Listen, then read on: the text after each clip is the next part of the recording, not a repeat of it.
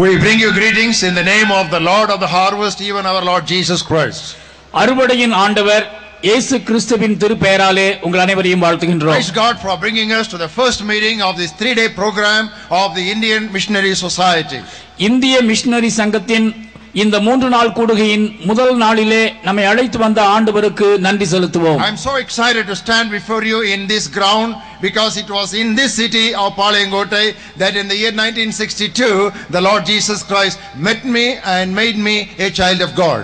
1962 ஆண்டு இதே மண்ணில்தானே என்னை சந்தித்து தம்முடைய பிள்ளையாக்கி என்னை தமக்கு சொந்தமாக்கி கொண்ட அந்த நாளை நான் நினைவு கூர்ந்து அதற்காக ஆண்டவரை நான் துதிக்கின்றேன். At that time I was studying pre-university class in the St. John's College. அந்த நாட்களிலே தூய யோவான் கல்லூரியில் புகுமுக வகுப்பு நான் பயின்று கொண்டிருந்தேன். When the Lord Jesus Christ met me on that day, I never realized that one day the Lord would give me the privilege of standing on this pulpit, which is here because of the dedicated ministry of Bishop Azaria to preach the word of God to the audience who are supporting the ministry of Indian Missionary Society.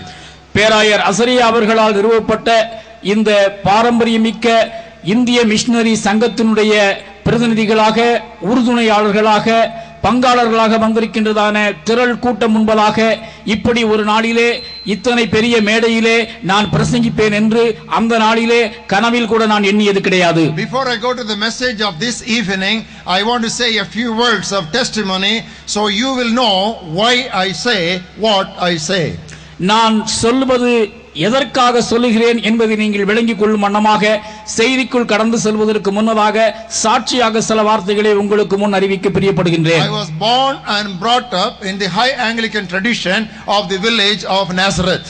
Nazareth என்னும் கிராமத்தில் மிக உயர்ந்த பாரம்பரியமிக்க Anglican திருச்சபையினுடைய பின்னணியிலே நான் வளர்க்கப்பட்டேன். But I had not understood the meaning of personal salvation until one evening in November 1962, a professor of chemistry in St. John's College cornered me with his New Testament. ஆனாலும் 1962 ஆண்டு நவம்பர் மாதத்திலே தூய யோவான் கல்லூரியினுடைய வேதியியல் பேராசிரியர் அவர்கள் திட்டவட்டமாக என்னோடு தனிப்பட்ட முறையிலே பேசி விளக்கி கூறும் வரையிலே தனிப்பட்ட வாழ்வில் ரட்சிப்பு என்பதனை அறியாதவனாகவே நான் வாழ்ந்து வந்தேன். That day, 18th of November 1962, is a day never to be forgotten, never to be regretted, a day that is responsible for keeping me today in front of you this evening. நான் மறக்கவோ வருந்தவோ தேவையில்லாத அளவுக்கு இத்தனை திரளான மக்களுக்கு முன்னதாக சாட்சியாக என்னை நிறுத்துவதற்கு காரணமாயிருந்த அந்த நவம்பர் 18, 1962 ஆண்டின் நாள் உண்மையிலேயே என்னில் நீங்கா நினைவாயிருக்கிறது. From that day onwards there has been a growing passion and a moving compassion in my heart to reach the lost at any cost for Jesus Christ. இயேசு கிறிஸ்துவுக்காக இந்த நாட்டை எப்படியாவது ஆதாயப்படுத்த வேண்டும் என்கிறதான ஒரு வேட்கையும் மனதுருக்கமும் அந்த நாள் முதற்கொண்டு என் இருதயத்திலே கொழுந்துவிட்டு எரிய துவங்கியது. In the year 1968 I graduated as a civil engineer from the then Madras University. நான் கட்டிட பொறியாளராக அந்த நாளிலே இருந்ததான சென்னை பல்கலைக்கழகத்தினுடைய பட்டதாரியாக 1968 ஆண்டு பட்டம் பெற்றேன். And in 1970 as postgraduated as a foundation engineer from the Indian Institute of Technology, Madras. Indian Institute of Technology Chennai நிறுவனத்திலே நான் முதுகலை பட்டப்படிப்பு பயின்று அஸ்திவாரம் இடுகின்றதான கலையிலே நான் நிபுணனாக வெளிவந்தேன். In the year 1971, the Lord enabled me to, along with a few others, found an organization which is known today as Blessing Youth Mission.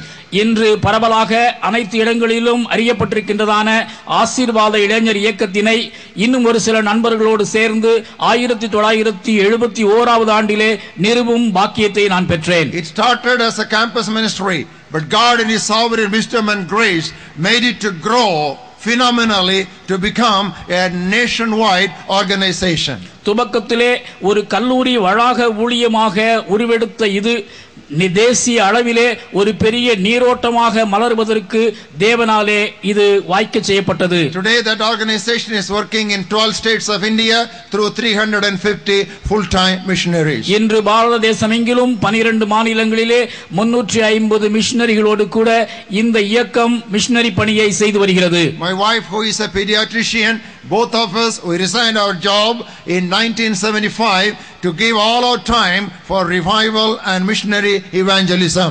என்னுடைய மனைவி குழந்தை மருத்துவ நிபுணராய் இருந்த அந்த வேலையையும் என்னுடைய வேலையையும் நாங்கள் ராஜினாமா செய்துவிட்டு 1975 ஆண்டு முதல் விண்ணரசினுடைய விரிவாக்கத்திற்காக எங்களுடைய அதிகபட்ச நேரத்தை செலவழிக்க நாங்கள் முன் வந்தோம். After spending 17 years in the central administration, we moved on to the non-Tamil states to be a part of the missionaries in their team to understand the field problems first hand. 17 ஆண்டுகளாக இந்த இயக்கத்தினுடைய மத்திய நிர்வாக பொறுப்பிலே இருந்த நாங்கள் அதிலிருந்து விடுபட்டு மிஷனரி பணித்தளங்களிலே மிஷனரிகள் மற்றும் விசுவாசிகள் வாழ்கின்றதான சூழலிலே பின்னணியிலே என்ன காரியங்கள் எப்படி நடக்கிறது என்று அறிந்து கொள்வதற்காக அவர்களோடு எங்களை அடையாளப்படுத்திக் கொள்ளும் வண்ணமாக தமிழெல்லா மாநிலங்களிலே சேவை செய்ய கடந்து சென்றோம். 2 years we stayed in Karnataka. 2 ஆண்டுகள் கர்நாடக மாநிலத்தில் இருந்தோம். And 3 years in Orissa. 3 ஆண்டுகள் ஒரிசாவிலே இருந்தோம். And 2 years in Maharashtra. 2 ஆண்டுகள் மத்திய பிரதேசத்திலே வாழ்ந்தோம். And for a long period in Madhya Pradesh. அதிக நாட்களாக மத்திய பிரதேச மாநிலத்தில் தங்கி இருந்தோம். Until in 1996 I was diagnosed for a heart problem. 1996 ஆண்டிலே எனக்கு இருதய நோவு வருகின்றதான நாள் வரை அங்கே தரித்திருந்தோம். And in 1996 I underwent a bypass surgery in CMC Hospital, Vellore. 1996 ஆண்டிலே வேலூர் சிஎம்சி மருத்துவமனையிலே எனக்கு இருதய அறுவை சிகிச்சை செய்யப்பட்டது. And from that day we did not stay in the field but we visited the fields. அந்த நாள் முதற்கொண்டு களங்களிலே தங்கி ஊழியம் செய்வதை தவிர்த்து அவ்வப்பொழுது பணிக்களங்களுக்கு சென்று வந்தோம். And 2 years ago when I completed 58 I retired from this organization. 2 ஆண்டுகளுக்கு முன்னதாக எனக்கு 58 வயது நிரம்பியதான சூழலிலே இந்த இயக்கத்தினின்று நான் ஓய்வு பெற்றேன். And now I give my time to larger sections of the body of Christ with whatever I learned during the 30 years of my experience in mission context. Missionary சூழலிலே கடந்த 30 ஆண்டுகளாக நான் கற்றுக்கொண்ட காரியங்களை கடந்த 2 ஆண்டுகளாக இயக்கத்திற்கு வெளியே பலதரப்பட்டதான சூழலிலே சற்று விரிவான விதத்திலே நான் பகிர்ந்து கொண்டு வருகின்றேன். My wife and I are blessed with a daughter and now a 1-year-old granddaughter. எனக்கும் என்னுடைய துணைவியாருக்கும் ஒரு அருமை மகள் உண்டு. சமீபத்திலே எங்களுக்கு ஒரு பேர குழந்தையும் பிறந்திருக்கின்றாள். This is just a brief testimony so that you will get to know whom you are listening to and why he says what he says. உங்களோடு பேசுகின்றதான பிரசங்கியார் யார், அவர் சொல்லுகின்ற பிரசங்கத்தினுடைய தாற்பயம் தான் என்ன என்பதை நீங்கள் நிதானித்து அறியும்படியாக இந்த அறிமுக சாட்சி உங்களுக்கு உதவியாக இருக்கும் என்று நம்புகின்றேன். I have not come here to merely explain the situation, but I have come here to expose your condition. காரியங்கள் எப்படி இருக்கிறது என்று விளக்கி காட்டுவதற்காக நான் உங்கள் மத்தியில் இல்லாமல் நீங்கள் எந்த நிலையிலே இருக்கின்றீர்கள் என்று உங்களுக்கு உணர்த்துவதற்காக உங்கள் முன் இருக்கின்றேன். As such my talks may be provocative, but I want you to take my talks as prophetic. ஒருவேளை நான் பேசுகின்றதான வார்த்தைகள் உங்களை உக்கிரம் ஊட்டுவதாக தோன்றலாம், ஆனாலும் கூட இவைகள் தீர்க்கதரிசன வார்த்தைகள் என்று நான் உறுதியாய் சொல்ல முடியும். Because I am thoroughly convinced that what the Church of Jesus Christ in India needs today is not a change of medication, but it needs a radical surgery. இன்று இந்திய சூழலிலே கிறிஸ்தவத்திற்கு தேவையானது ஒரு மருந்து வைத்தியம் அல்ல, மாறாக ஒரு ரண சிகிச்சையே. So whatever I speak here is not to condemn you, but it is mainly to convict you. நான் இங்கு பேசுகின்றதான காரியங்கள் எல்லாம் உங்களை கடிந்து கொள்வதற்காக அல்ல, மாறாக உங்களை திருத்துவதற்காக. Of all the districts in Tamil Nadu, Tinnevelly district has maximum of gospel blessings. Tamil Nadu அனைத்திலும் உள்ளதான மாவட்டங்கள் அனைத்திலும் அதிகபட்சமான ஆசீர்வாதத்தை அனுபவிப்பது Tirunelveli மாவட்டமே. The oldest indigenous missionary organization of Bharat was born in this soil. பாரதத்தினுடைய பழம்பெரும் மிஷனரி சங்கம் இந்த மண்ணிலே உதயமானது. It came in 1903. இது 1903 மலர்ந்த இயக்கம். And National Missionary Society was born in 1905. அடுத்து சுதேச மிஷனரி சங்கமும் கூட இதே மண்ணிலே 1905 ஆண்டு மலர்ந்தது. And the chief founder Bishop Azaria was a son of this soil. இதனுடைய நிறுவனராகிய பேராயர் அசரியா அவர்கள் இந்த மண்ணின் மைந்தர் ஆவார். We are boasting that we have celebrated centenary, but by and large I want to tell you, beloved, don't get angry with me. I have come to realize that Christians, with all the blessings they have received, they have lost, or at least they have got their missionary vision dim. கோபித்துக் கொள்ளாதீர்கள் சகோதரர்களே, சகோதரிகளே. இந்த பாரம்பரியமிக்க மண்ணிலே உதயமான missionary சங்கம் இன்றைக்கு எந்த நிலையிலே மிஷனரி தரிசனத்தை இருக்கிறது என்று நாம் எண்ணி பார்க்கும் பொழுது இந்த தரிசனம் சற்று அழிந்து போய்விட்டது அல்லது மங்கி போய்விட்டது என்கிற உண்மையை உங்களுக்கு நான் சொல்லித்தான் ஆக வேண்டும். And I want to speak to you tonight on that subject. இந்த இரவிலும் கூட இந்த கருத்தை மையமாக வைத்து உங்களோடு கூட நான் பேச விளைகின்றேன். Why we lose our missionary vision? நம்முடைய மிஷனரி தரிசனம் மங்குவது ஏன்? Why our missionary vision becomes or grows dim? நம்முடைய மிஷனரி தரிசனம் மங்கி போவதற்கான காரணங்கள் என்ன?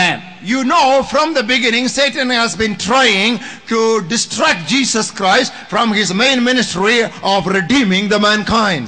மனித குலத்தை மீட்கின்றதான முக்கியமான பணியை நின்று இயேசு கிறிஸ்துவை திசை திருப்புவதிலே துவக்க முதற்கொண்டே பிசாசானவன் மிக மிக சுறுசுறுப்புள்ளவனாய் காணப்பட்டான். First he wanted to kill the baby Jesus. முதலாவதாக குழந்தை இயேசுவை எப்படியாவது கொன்றுவிட அவன் சதி திட்டமிட்டான். He failed in his attempt. அதிலே அவன் தோல்வியுற்றான். Then he wanted to move people to trust Jesus from a very distant height. ஒரு உயரமான இடத்திலிருந்து அருள்நாதர் இயேசுவை கீழே தள்ளிவிடும்படியான ஒரு முயற்சியிலே அவன் ஈடுபட்டான். There also his plan was foiled. அங்கேயும் கூட அந்த முயற்சியிலிருந்து ஆண்டவர் தப்பி விலகி போனார். Jesus made his face like flint and he said, I must go to Jerusalem and die. He tried his level best to dissuade Jesus from going up to the cross. எருசலேமுக்கு நேராக தன் பார்வையை திருப்பி அங்கே தான் பாடுபடவும் மரிக்கவும் வேண்டும் என்று இயேசு கிறிஸ்து சொன்ன பொழுது அதை திசை திருப்பி எப்படியாவது சிலுவைக்கு அருள்நாதர் செல்வதை தடுத்து நிறுத்துவதற்கு பிசாசு வரிந்து கட்டி கொண்டு நின்றான். When he could not do it and when Jesus rose again on the third day, he started spreading rumors everywhere that Jesus did not really die or he did not really rise again. இந்த முயற்சிகளில் எல்லாம் பிசாசானவன் தோல்வியுற்றதான வேளையிலே அடுத்து நடந்தது என்ன? இயேசு கிறிஸ்து மரித்து மூன்றாவது நாளிலே உயிர் தெழுந்தார். அப்பொழுதும் கூட பிசாசு என்ன முயற்சித்தான்? அவர் உயிர் தெழவில்லை என்கிறதான வதந்தியை நகரமெங்கிலும் அவன் விரைவாக பரப்பினான். Even today he is spreading rumors. You all must have read today's newspaper that Davicini Code, that newspaper is an attempt of this arch enemy, that old serpent. இன்றும் கூட செய்தித்தாளிலும் தொலைக்காட்சி பெட்டியிலும் நீங்கள் நன்றாக செய்தியை பார்த்திருப்பீர்களேயானால் டாவின்சி கோட் என்கிறதான திரைப்படத்தின் மூலம் இயேசு கிறிஸ்துவினுடைய பிறப்பு மரணம் உயிர்த்தெழுதலை அங்கே மறுதலிக்கின்றதான உண்மை வதந்தியாக உலகம் முழுவதிலும் பரப்பப்பட்டுக் கொண்டிருக்கிறதான முயற்சியை இந்த பழைய பாம்பாகிய வலுசர்ப்பம் தொடர்ந்து செய்து கொண்டே இருக்கிறார். And when one after the other all his plans failed, finally he wanted to discourage and he wanted to stop the infant church from its aggressive evangelism. இப்படி ஒன்றன் பின் ஒன்றாக தன்னுடைய முயற்சிகள் தோல்வி அடைந்து கொண்டே வந்த நிலையிலே அவன் அடுத்து என்ன செய்தான்? புதிதாக பிறந்ததான திருச்சபை நற்செய்தி பணியிலே தீவிரம் காட்ட முடியாதபடிக்கு திருச்சபையை முடக்குகின்ற முயற்சியிலே ஈடுபட்டான். He sent persecution, he sent martyrdom, but nothing could ever stop the ongoing march of the militancy of the Church of Jesus Christ. உபத்திரவத்தை திருச்சபையிலே அவன் புகுத்தினான். இரத்த சாட்சியாக அங்கே மக்கள் மரிப்பதற்கான சூழ்நிலைகளை உருவாக்கினான். ஆனால் உபத்திரவமோ பாடுகளோ மரணமோ திருச்சபையை நிறுத்தாதபடிக்கு அது முன்னேறி சென்று கொண்டே இருந்தது. You know why Jesus said, I will build my church and the gates of hell shall not prevail against it. ஏன் தெரியுமா? ஆண்டவர் சொன்னார், இந்த கல்லின் மேல் என் சபையை கட்டுவேன், பாதாளத்தின் வாசல்கள் அதை மேற்கொள்வது இல்லை. You know, the devil is a master technician. He keeps on changing his tactic one after the other to somehow to have his ends served. இந்த பிசாசானவன் இருக்கின்றானே, இவன் மகா தந்திரசாலியான சகல கலா வல்லவனாக எப்படியெல்லாம் இறை திட்டத்தை முறியடிக்க வேண்டுமோ அப்படியெல்லாம் இறை திட்டத்தை முறியடிப்பதற்கான சதிகளை அவன் தீட்டிக் கொண்டே இருந்தான். What I'm going to talk to you tonight is the modern tactic that the devil is very largely on a very large scale employing from distracting God's people from their main emphasis of missionary evangelism. Missionary நற்செய்தி பணியிலே தங்களுடைய நோக்கத்தை வைக்க விடாதபடிக்கு கிறிஸ்தவர்களை திசை திருப்புவதற்காக நூதனமாக நவீனமாக பிசாசானவன் கையாளுகின்றதான தந்திரங்களை குறித்து தான் இந்த மாலை நேரத்திலே உங்களோடு கூட நான் பேச விரும்புகின்றேன். The problem is that we Christians are not able to identify the tricks of the devil. I want to expose the devil before you tonight. சாத்தானுடைய தந்திரங்களை நாம் புரிந்து கொள்ளாத பரிதாப நிலையிலே இருக்கின்ற காரணத்தில் தானே இந்த பிசாசானவன் யார் என்பதை உங்களுக்கு முன்னதாக இந்த இரவிலே தோலுரித்து காட்ட விரும்புகின்றேன். Without such a teaching you cannot understand and you cannot unmask the devil, because the devil is very good in taking the form of an angel of light, and it is easy for his ministers to become and act like the ministers of righteousness. இந்த பிசாசானவனுடைய தந்திரங்களை நான் இந்த போதனையின் மூலமாக உங்களுக்கு எடுத்துச் சொல்லாத பட்சத்திலே ஒளியின் தூதனுடைய வேடத்தை அணிந்தவனாக நீதியின் ஊழியர்கள் எப்படி இருக்கின்றார்களோ அப்படியே தானும் முகமூடியாக திரிந்து மக்களை வெஞ்சிப்பதிலே இந்த பிசாசானவன் மகா கெட்டிக்காரன். You know that old serpent has flooded. I deliberately use that word. The old serpent has flooded Christendom, not just one church. I use that word Christendom. The entire Christendom of the 20th and 21st century with the doctrines which are appearing to be biblical, but they are totally false. பிசாசானவன் ஒன்றல்ல இரண்டல்ல அனைத்து சபைகளையுமே, ஏன் கிறிஸ்தவம் முழுவதையுமே தன்னுடைய நயவஞ்சகமான உபதேசங்களால் அவன் அமிழ்த்து போட்டிருக்கின்றான். And I would call those doctrines as disturbing doctrines. இந்த உபதேசங்கள் நம்மை பாழ்படுத்துகின்றதான கள்ள உபதேசங்கள், நம்மை திசை திருப்புகின்றதான உபதேசங்கள் என்று நான் உங்களுக்கு சொல்லிக்கொள்ள பிரியப்படுகிறேன். I would call them distracting doctrines. திசை திருப்பும் உபதேசங்கள். I want to talk about 7 distracting doctrines to you tonight. வேதத்திற்கு புறம்பான திசை திருப்பும் 7 உபதேசங்களை குறித்து இந்த மாலை வேளையிலே உங்களோடு கூட நான் பேச விரும்புகின்றேன். Because unconsciously your spirit has imbibed the concepts of these 7 distracting doctrines, your missionary vision has lost its sharpness and focus. தெரிந்தோ தெரியாமலோ அறிந்தோ அறியாமலோ இந்த உபதேசங்களினாலே நீங்கள் வஞ்சிக்கப்பட்டிருக்கின்றபடியினாலே மிஷனரி நற்செய்தி பணியை குறித்ததான தரிசனம் உங்களிலே மங்கி போயிருக்கின்றது. 7 of them I want to talk to you tonight. இந்த இரவிலே இந்த திசை திருப்பும் உபதேசங்கள் 7 நாம் காண்போம். Some of you might be angered when I expose the lies of the devil, but you need to open up your minds and your hearts and your ears and listen to this message without any bias or prejudice and see for yourself objectively whether things are so.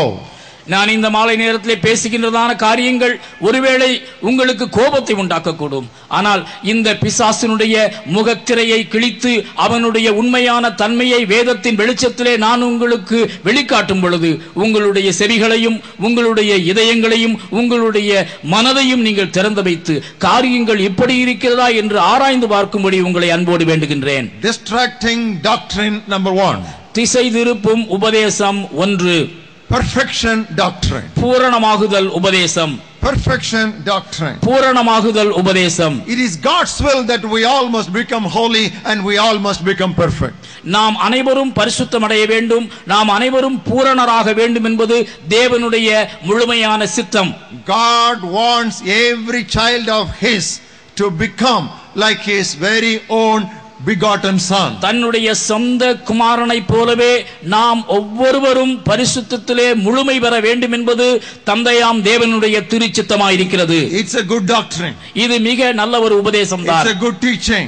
இது ஒரு நல்ல படிப்பினை தான். It is biblical. It is scriptural. இது வேத அடிப்படையிலானது. இது வேதப்படி சரி. But an eccentric emphasis of the perfection doctrine teaches people you should not witness for Christ, you should not go for missionary work until and unless you become perfect. ஆனால் இந்த பரிபூரணமாகுதல் உபதேசத்தினுடைய ஒருபுற சாய்வு கருத்து என்னவென்றால், இந்த பரிசுத்தமாகுதலை நீங்கள் முழுமையாக பெறும் வரை நற்செய்தி பணியை உங்களுடைய வாயினால் செய்யக்கூடாது என்று இந்த பூரணவாதிகள் சொல்லுவார்கள். So this eccentric emphasis of this doctrine expositors, you know what they do? They very secretly, stealthily and subtly inject into your spiritual veins a feeling of self-condemnation, a feeling of guilt and a feeling of unworthiness, and that paralyzes you in moving on for God to take territories for the kingdom. இந்த பூரணமாகுதல் உபதேசத்தை தம்பட்டம் அடிக்கின்றதான பிரசங்கிமார்கள் உங்களுடைய தகுதியின்மையை மீண்டும் மீண்டும் எடுத்துரைத்து உங்களுடைய ஆவிக்குரிய நரம்புகளிலே உங்களை குறித்ததான ஒரு சுய கண்டன ஆவியை எடுத்துரைத்து நீங்கள் நற்செய்தி பணியிலும் மிஷனரி தரிசனத்திலும் துணிந்து சென்று அங்கே எதிரியினுடைய இடங்களையெல்லாம் ஆக்கிரமித்துக் கொள்கின்றதான பணியிலிருந்து சுணங்கி மடங்கி ஒடுங்கி கிடக்கும்படியாக உங்களை குளிர வைத்து விடுவார்கள். They will take some scriptural examples. அவர்கள் சில வேத எடுத்துக்காட்டுகளையும் கூட உங்கள் முன் வைப்பார்கள். For example, உதாரணமாக 99 sheep in the church are fighting against one another. Why go after one sheep which is lost? சபைக்குள்ளே 99 ஆடுகள் ஒன்றோடு ஒன்று சண்டையிட்டுக் கொண்டிருக்கின்றன, காணாமற் போன ஒரு ஆட்டை குறித்து ஏன் கவலைப்படுகின்றீர்கள் என்பதுதான் அவர்களுடைய வாதம். Not properly informed, ill informed or half informed believers will keep their mouth wide open. Wonderful truth this man is now preaching. என்ன அழகான ஆழமான சத்தியம் என்று ஆவென்று வாயை பிளந்து கேட்கின்றதான கிறிஸ்தவர்கள் யோசிப்பது கிடையாது. இது ஒரு பாதி உண்மை, பாதி மறைக்கப்பட்ட சத்தியம் அல்லது உண்மைக்கு புறம்பானது என்று. Brothers and sisters, that is a wrong example. அருமையான சகோதர சகோதரிகளே, இந்த ஒரு எடுத்துக்காட்டு தவறான எடுத்துக்காட்டு. Why I say it is a wrong நான் ஏன் example? சொல்கிறேன் என்று உங்களுக்கு தெரியுமா? In India, இந்தியாவிலே 99 sheep are not inside. 99 sheep are outside. Only one sheep is inside. 99 ஆடுகள் மந்தையிலே இல்லை, அலைந்து கொண்டு காணாமற் போன நிலையிலே இருப்பதுதான் 99. Even when one sheep was lost and 99 were intact, that man went after that one lost sheep until it was found. Now, when 99 are out and only one is inside, how, I ask, how come, I repeat, that we Christians are caring less about this huge, this great, this pertinent, that issue of missionary evangelism? 99 ஆடுகள் மந்தைக்குள் இருந்து ஒரே ஒரு ஆடு காணாமற் போன நிலையிலேயே அந்த மேய்ப்பன் அவ்வளவு அக்கறையோடு அந்த ஆட்டை தேடி அலைந்தான் என்று வேதம் சொல்லுகின்றதே. ஆனால் இன்றைக்கு பாரதத்தினுடைய சூழ்நிலையிலே ஒரே ஒரு ஆடு மந்தைக்குள் இருக்கின்ற வேளையில் 99 ஆடுகள் இன்றைக்கு வனாந்தரத்திலே காணாமற் போன நிலையிலே இருக்கின்றன. இந்த நிலையில் இன்றைய திருச்சபை இவ்வளவு நிர்விசாரமாய் இவ்வளவு அலட்சியமாய் எப்படி செயல்பட முடிகிறது, எப்படி அமைதியா இருக்கிறது என்று சொல்லி நான் கேட்கின்றேன். மீண்டுமாய் உங்களை பார்த்து நான் இதை வினவுகின்றேன். இத்தனை மகத்தான, இத்தனை பெரிய, இத்தனை சவால் மிக்க பணியை குறித்து கிறிஸ்தவம் இன்றைக்கு அமைதி காப்பது ஏன்? I believe in perfection. நான் பூரணமாகுதலிலே முழுமையாய் நம்புகின்றேன். I want to become perfect. நான் பூரணராக அதிகமாய் வாஞ்சிக்கின்றேன். But my Bible does not teach I must wait until I must become perfect. நான் பூரணமாகின்ற வரை காத்திருக்க வேண்டும், அப்பொழுதுதான் நற்செய்தி பணி செய்ய முடியும் என்று என்னுடைய வேதம் எங்கும் கூறவில்லை. The previous moment she was a wretched sinner. சற்று நேரத்திற்கு முன்னதாகத்தான் மிகவும் மோசமான பாவியாக அவர் காணப்பட்டார். She had lived with 5 husbands. 5 கணவன்மாரோடு வாழ்ந்தால் அந்த பெண். And at that time she was living with someone who was not her husband. அந்த நேரத்திலும் கூட இன்னொரு கணவனோடு கூட தான் அவள் வாழ்க்கை நடத்தி கொண்டிருந்தாள். Such a debaucherous woman. நிர்பந்தமான ஒரு பெண். Is social outcast. சமூகத்தினாலே தள்ளப்பட்டதான ஒரு பெண். But next moment she became a child of God. ஆனால் நொடி பொழுதில்தானே இயேசுவின் பிள்ளையாய் அவள் மாறினாள். What did she do? அவள் என்ன செய்தாள்? The very next moment she became a missionary to her village. அடுத்த நொடி பொழுதில்தானே தன்னுடைய கிராமத்திற்கு மிஷனரியாக புறப்பட்டு சென்றாள். She left the pot, went to the people and brought them to the feet of Jesus. இயேசுவின் பாதத்தை விட்டு எழுந்து சென்றாள். அங்கே சென்று தன் ஊர் மக்களை எல்லாம் இயேசுவின் பாதத்தருகிலே கொண்டு வந்து நிறுத்தினாள். Brothers and sisters, you are listening to the Bible. சகோதர சகோதரிகளே, நீங்கள் கேட்டுக்கொண்டிருப்பது திருவார்த்தை. Maybe some of you have been paralyzed because of a guilt complex, a guilt trip that you are going through, and you are not opening your mouth as you ought to open with boldness. Today the Lord is going to deliver you when I am going to expose the lies of the devil. நீங்கள் எங்கோ கேட்ட உபதேசத்தினாலே பாதிக்கப்பட்டவர்களாய், குற்ற மனசாட்சியுடன் குந்தி குந்தி நடக்கின்றவர்களாய், நற்செய்தி பணியிலே தீவிரம் குறைந்து காணப்படுகின்றீர்களா? இந்த நாளினுடைய செய்தி நிச்சயமாகவே உங்களை தட்டி எழுப்பி புத்துயிருக்குள் கொண்டு வரும் என்று சொல்லி நான் உறுதியாய் நம்புகிறேன். There was a demon possessed man. அங்கே அசுத்தாவினாலே பிடிக்கப்பட்ட ஒரு மனிதன் இருந்தான். Nobody could ever help him. யாருமே அவனுக்கு உதவி செய்ய முடியவில்லை. He met Jesus. அவன் ஆண்டவரை சந்தித்தான். Jesus instantly delivered him. இயேசு அவனை உடனடியாக விடுவித்தார். The man wanted to stay with Jesus. ஆண்டவரே, நான் உம்மோடேயே இருப்பேன் என்று அவன் வாஞ்சித்து கதறினான். I want to be your personal assistant, going carrying your box wherever you go. உம்முடைய பெட்டியை தூக்கிக் கொண்டு உம்முடைய நேர்முக உதவியாளராக நான் செயல்பட விரும்புகிறேன் என்று அவன் வாஞ்சி தெரிவித்தான். If I leave you, maybe the devils which left me will again come to me. ஆண்டவரே, ஒருவேளை நான் உம்மை விட்டு பிரிந்து சென்று விட்டேன், ஆனால் என்னை விட்டு பிரிந்து போன அசுத்த ஆவிகள் மீண்டும் என்னில் வருவதற்கான வாய்ப்புகள் உண்டு. Please allow me to stay with you. தயவு செய்து எனக்கு உத்தரவு கொடுங்கள் ஆண்டவரே. My Bible says என் வேதம் சொல்கிறது, Jesus did not allow him to stay with him. அவர் அவனை தன்னோடு இருக்க அனுமதிக்கவில்லை. What did Jesus tell him? இயேசு அவனை பார்த்து என்ன சொன்னார்? Go home and tell your friends what God has done for you. தேவன் உனக்கு செய்த நன்மைகளை நீ போய் உன் வீட்டாருக்கு எடுத்துச் சொல். The previous moment he was a demon possessed guy. Next moment he was a mighty deliverer in the name of Jesus. அந்த நொடி பொழுது வரை அவன் அசுத்தாவியினால் அலைக்கழிக்கப்பட்டதான ஒரு மனிதன். ஆனால் விடுதலை பெற்றதான அடுத்த நிமிடமே அவன் ஆண்டவரை அறிவிக்கின்றதான மிஷனரியாக மாறினான். Apostle Paul, he was anti-Christian and he was anti-church man. அப்போஸ்தலனாகிய பவுல் திருச்சபையினுடைய எதிரியாக, கிறிஸ்துவினுடைய விரோதியாக செயல்பட்டவன். He did not simply hate Christians, he did not simply oppose Christians, he killed, he murdered Christians. கிறிஸ்தவர்களை அவன் எதிர்க்கவில்லை, கிறிஸ்தவர்களை அவன் வெறுக்கவில்லை, மாறாக ஒருபடி மேலே சென்று கிறிஸ்தவர்களை அவன் கொன்றான். But on the road to Damascus, he was knocked down by a light that shone from heaven.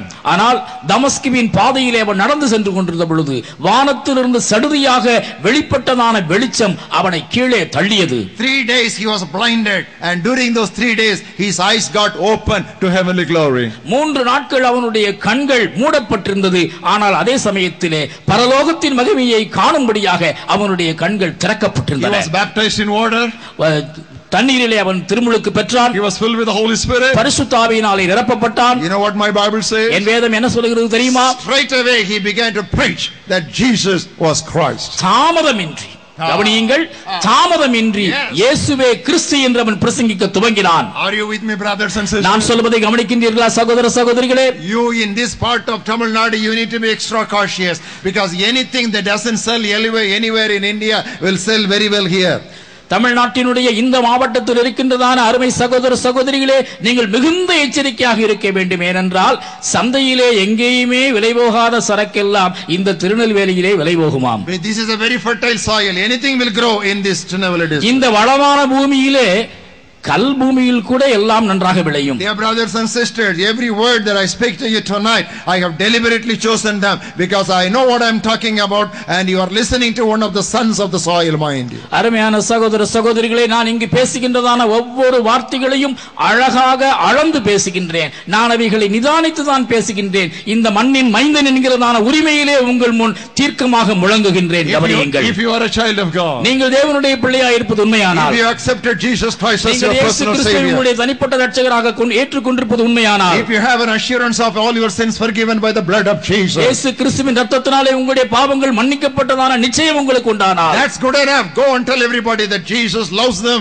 Jesus speaks to them, and Jesus will save them. இயேசு கிறிஸ்து நல்லவர், இயேசு கிறிஸ்து மீட்கின்றவர், இயேசு கிறிஸ்து ஒருவர்தான் உங்கள் இரட்சகர் என்று தாமதிக்காமல் உடனடியாக புறப்பட்டு சொல்லுங்கள். You are saved to save others. நீங்கள் மற்றவர்களை ரட்சிப்பதற்காகவே ரட்சிக்கப்பட்டீர்கள். Once again, மீண்டுமாய் சொல்லுகின்றேன், you are saved to save others. நீங்கள் மற்றவர்களை மீட்பதற்காகவே மீட்கப்பட்டீர்கள். You are Christians to make others Christians. நீங்கள் மற்றவர்களை கிறிஸ்தவர்களாக மாற்றுவதற்காகவே கிறிஸ்தவர்களாக You are இருக்கிறீர்கள். converted to convert other people. நீங்கள் மனம் திரும்பியதற்கான காரணம் மற்றவர்களை மனம் திருப்புவதற்காகவே. You are blessed to make others a blessing. நீங்கள் ஆசீர்வதிக்கப்பட்டதற்கான காரணம் மற்றவர்களை ஆசீர்வாதமாக மாற்றுவதற்காகவே. You have found a way to heaven to take others to heaven. பரலோகத்திற்கு செல்வதற்கான வழியை நீங்கள் கண்டுகொண்டீர்களே, எதற்காக? மற்றவர்களையும் அழைத்து செல்வதற்கு தானே. Never ever believe the lie of the devil that you are not perfect and good enough to share the gospel with another person. இந்த சுப விசேஷத்தை மற்றவர்களோடு பகிர்ந்து கொள்ள உனக்கு என்ன தகுதி இருக்கிறது என்று சொல்லுகிறானே, அந்த பொய்யான பிசாசினுடைய வார்த்தைகளை ஒருபோதும் நம்பாதிருங்கள். The second doctrine which distracts us from missionary vision is prosperity doctrine. Missionary தரிசனத்திலிருந்து நம்மை திசை திருப்புகின்றதான இரண்டாவது உபதேசம் சுகபோக உபதேசம். Number 1, it is perfection doctrine. முதலாவது பூரணமாகுதல் உபதேசம். Number 2, it is prosperity doctrine. இரண்டாவது சுகபோக உபதேசம். It is true that Jesus Christ came into the world to give us life and that life might become more abundant. நமக்கு ஜீவன் தரவும் அந்த ஜீவன் பரிபூரணப்படவும் இயேசு கிறிஸ்து இந்த உலகத்தில் உதித்தார் என்பது உண்மையான வார்த்தைதான். But he did not promise a life without suffering and sacrifice. ஆனால் பாடுகளும் தியாகமும் இல்லாத ஒரு வாழ்க்கையை என் அருள்நாதர் ஒருபோதும் வாக்கு பண்ணவே இல்லை. We have got 20 centuries of church history. 20 நூற்றாண்டுகளாக திருச்சபை வரலாற்றிலே நடைபோட்டு வந்திருக்கின்றது. So many messages like wave after wave have dashed against the walls of our churches. இந்த திருச்சபையினுடைய சுவர்களை அநேக உபதேசங்கள் அலை மோதி எப்படியாவது வீழ்த்த முயற்சித்துக் கொண்டே வந்திருக்கின்றன. Many waves were broken the moment they dashed against the church of Jesus Christ. இந்த இயேசு கிறிஸ்துவினுடைய சபையின் சுவரிலே எப்பொழுது மோதியதோ அந்த நொடி பொழுதில்தானே சில உபதேசங்கள் உடைந்து கரைந்து போயின. But there is one wave that is getting stronger and stronger, gathering momentum after momentum, which is the most popular doctrine in all the 20 centuries of church history. That is the prosperity doctrine. ஆனால் ஒரே ஒரு அலை, ஒரே ஒரு உபதேச அலை மட்டும் காலா காலமாக மிக வெற்றி வாய்ந்த, அதே சமயத்திலே பிரபலத்தின் மேல் பிரபலம் அடைகின்றதான உபதேசமாக இந்த 20 நூற்றாண்டுகள் திருச்சபையோடையே பயணித்துக் கொண்டு வந்திருக்கின்றது. அதுதான் சுகபோக உபதேசம். It is called health and wealth gospel. இதுதான் ஆரோக்கியமும் நல்வாழ்வும் தருகின்ற உபதேசம். It is name it claim it gospel. இது கேட்டதையெல்லாம் தருகின்றதான செழிப்பு உபதேசம். Shall I tell you something? நான் ஒரு காரியத்தை உங்களுக்கு சொல்லட்டுமா? Missionary work is impossible. Underline that word impossible. Missionary work is impossible. Underline that, underline. Missionary work is impossible without sacrifice and suffering. பாடுகளும் தியாகமும் இல்லாமல் மிஷனரி பணி செய்ய இயலாது. மீண்டுமாய் சொல்கின்றேன், தியாகமும் பாடுகளும் இல்லாமல் மிஷனரி பணி இயலாதது. Read the autobiography of a missionary par excellence in 1 Corinthians 4th chapter. 1 கொரிந்தியர் 4வது அத்தியாயத்திலே மிஷனரிகளுக்கெல்லாம் மிஷனரியாய் காணப்படுகின்ற ஒரு மனிதனுடைய சரிதையை வாசிக்க கேளுங்கள். Everybody agrees that Paul was a missionary par excellence. அப்போஸ்தலனாகிய பவுல் மிகச்சிறந்த மிஷனரி என்று சொல்லி யாவருமே நாம் ஒப்புக்கொள்கின்றோம். Look at verse 9 and we'll read on up to verse 13 of 1 Corinthians 4. 9ஆம் வசனம் முதல் 13ஆம் வசனம் வரை நாம் வாசிக்க கேட்போம். I think that God has displayed as the apostle last as men condemned to death. எங்களுக்கு தோன்றுகிறபடி தேவன் அப்போஸ்தலர்களாகிய எங்களை மரணத்துக்கு குறிக்கப்பட்டவர்கள் போல கடைசியானவர்களாய் காணப்பட பண்ணினார். Look at verse 11.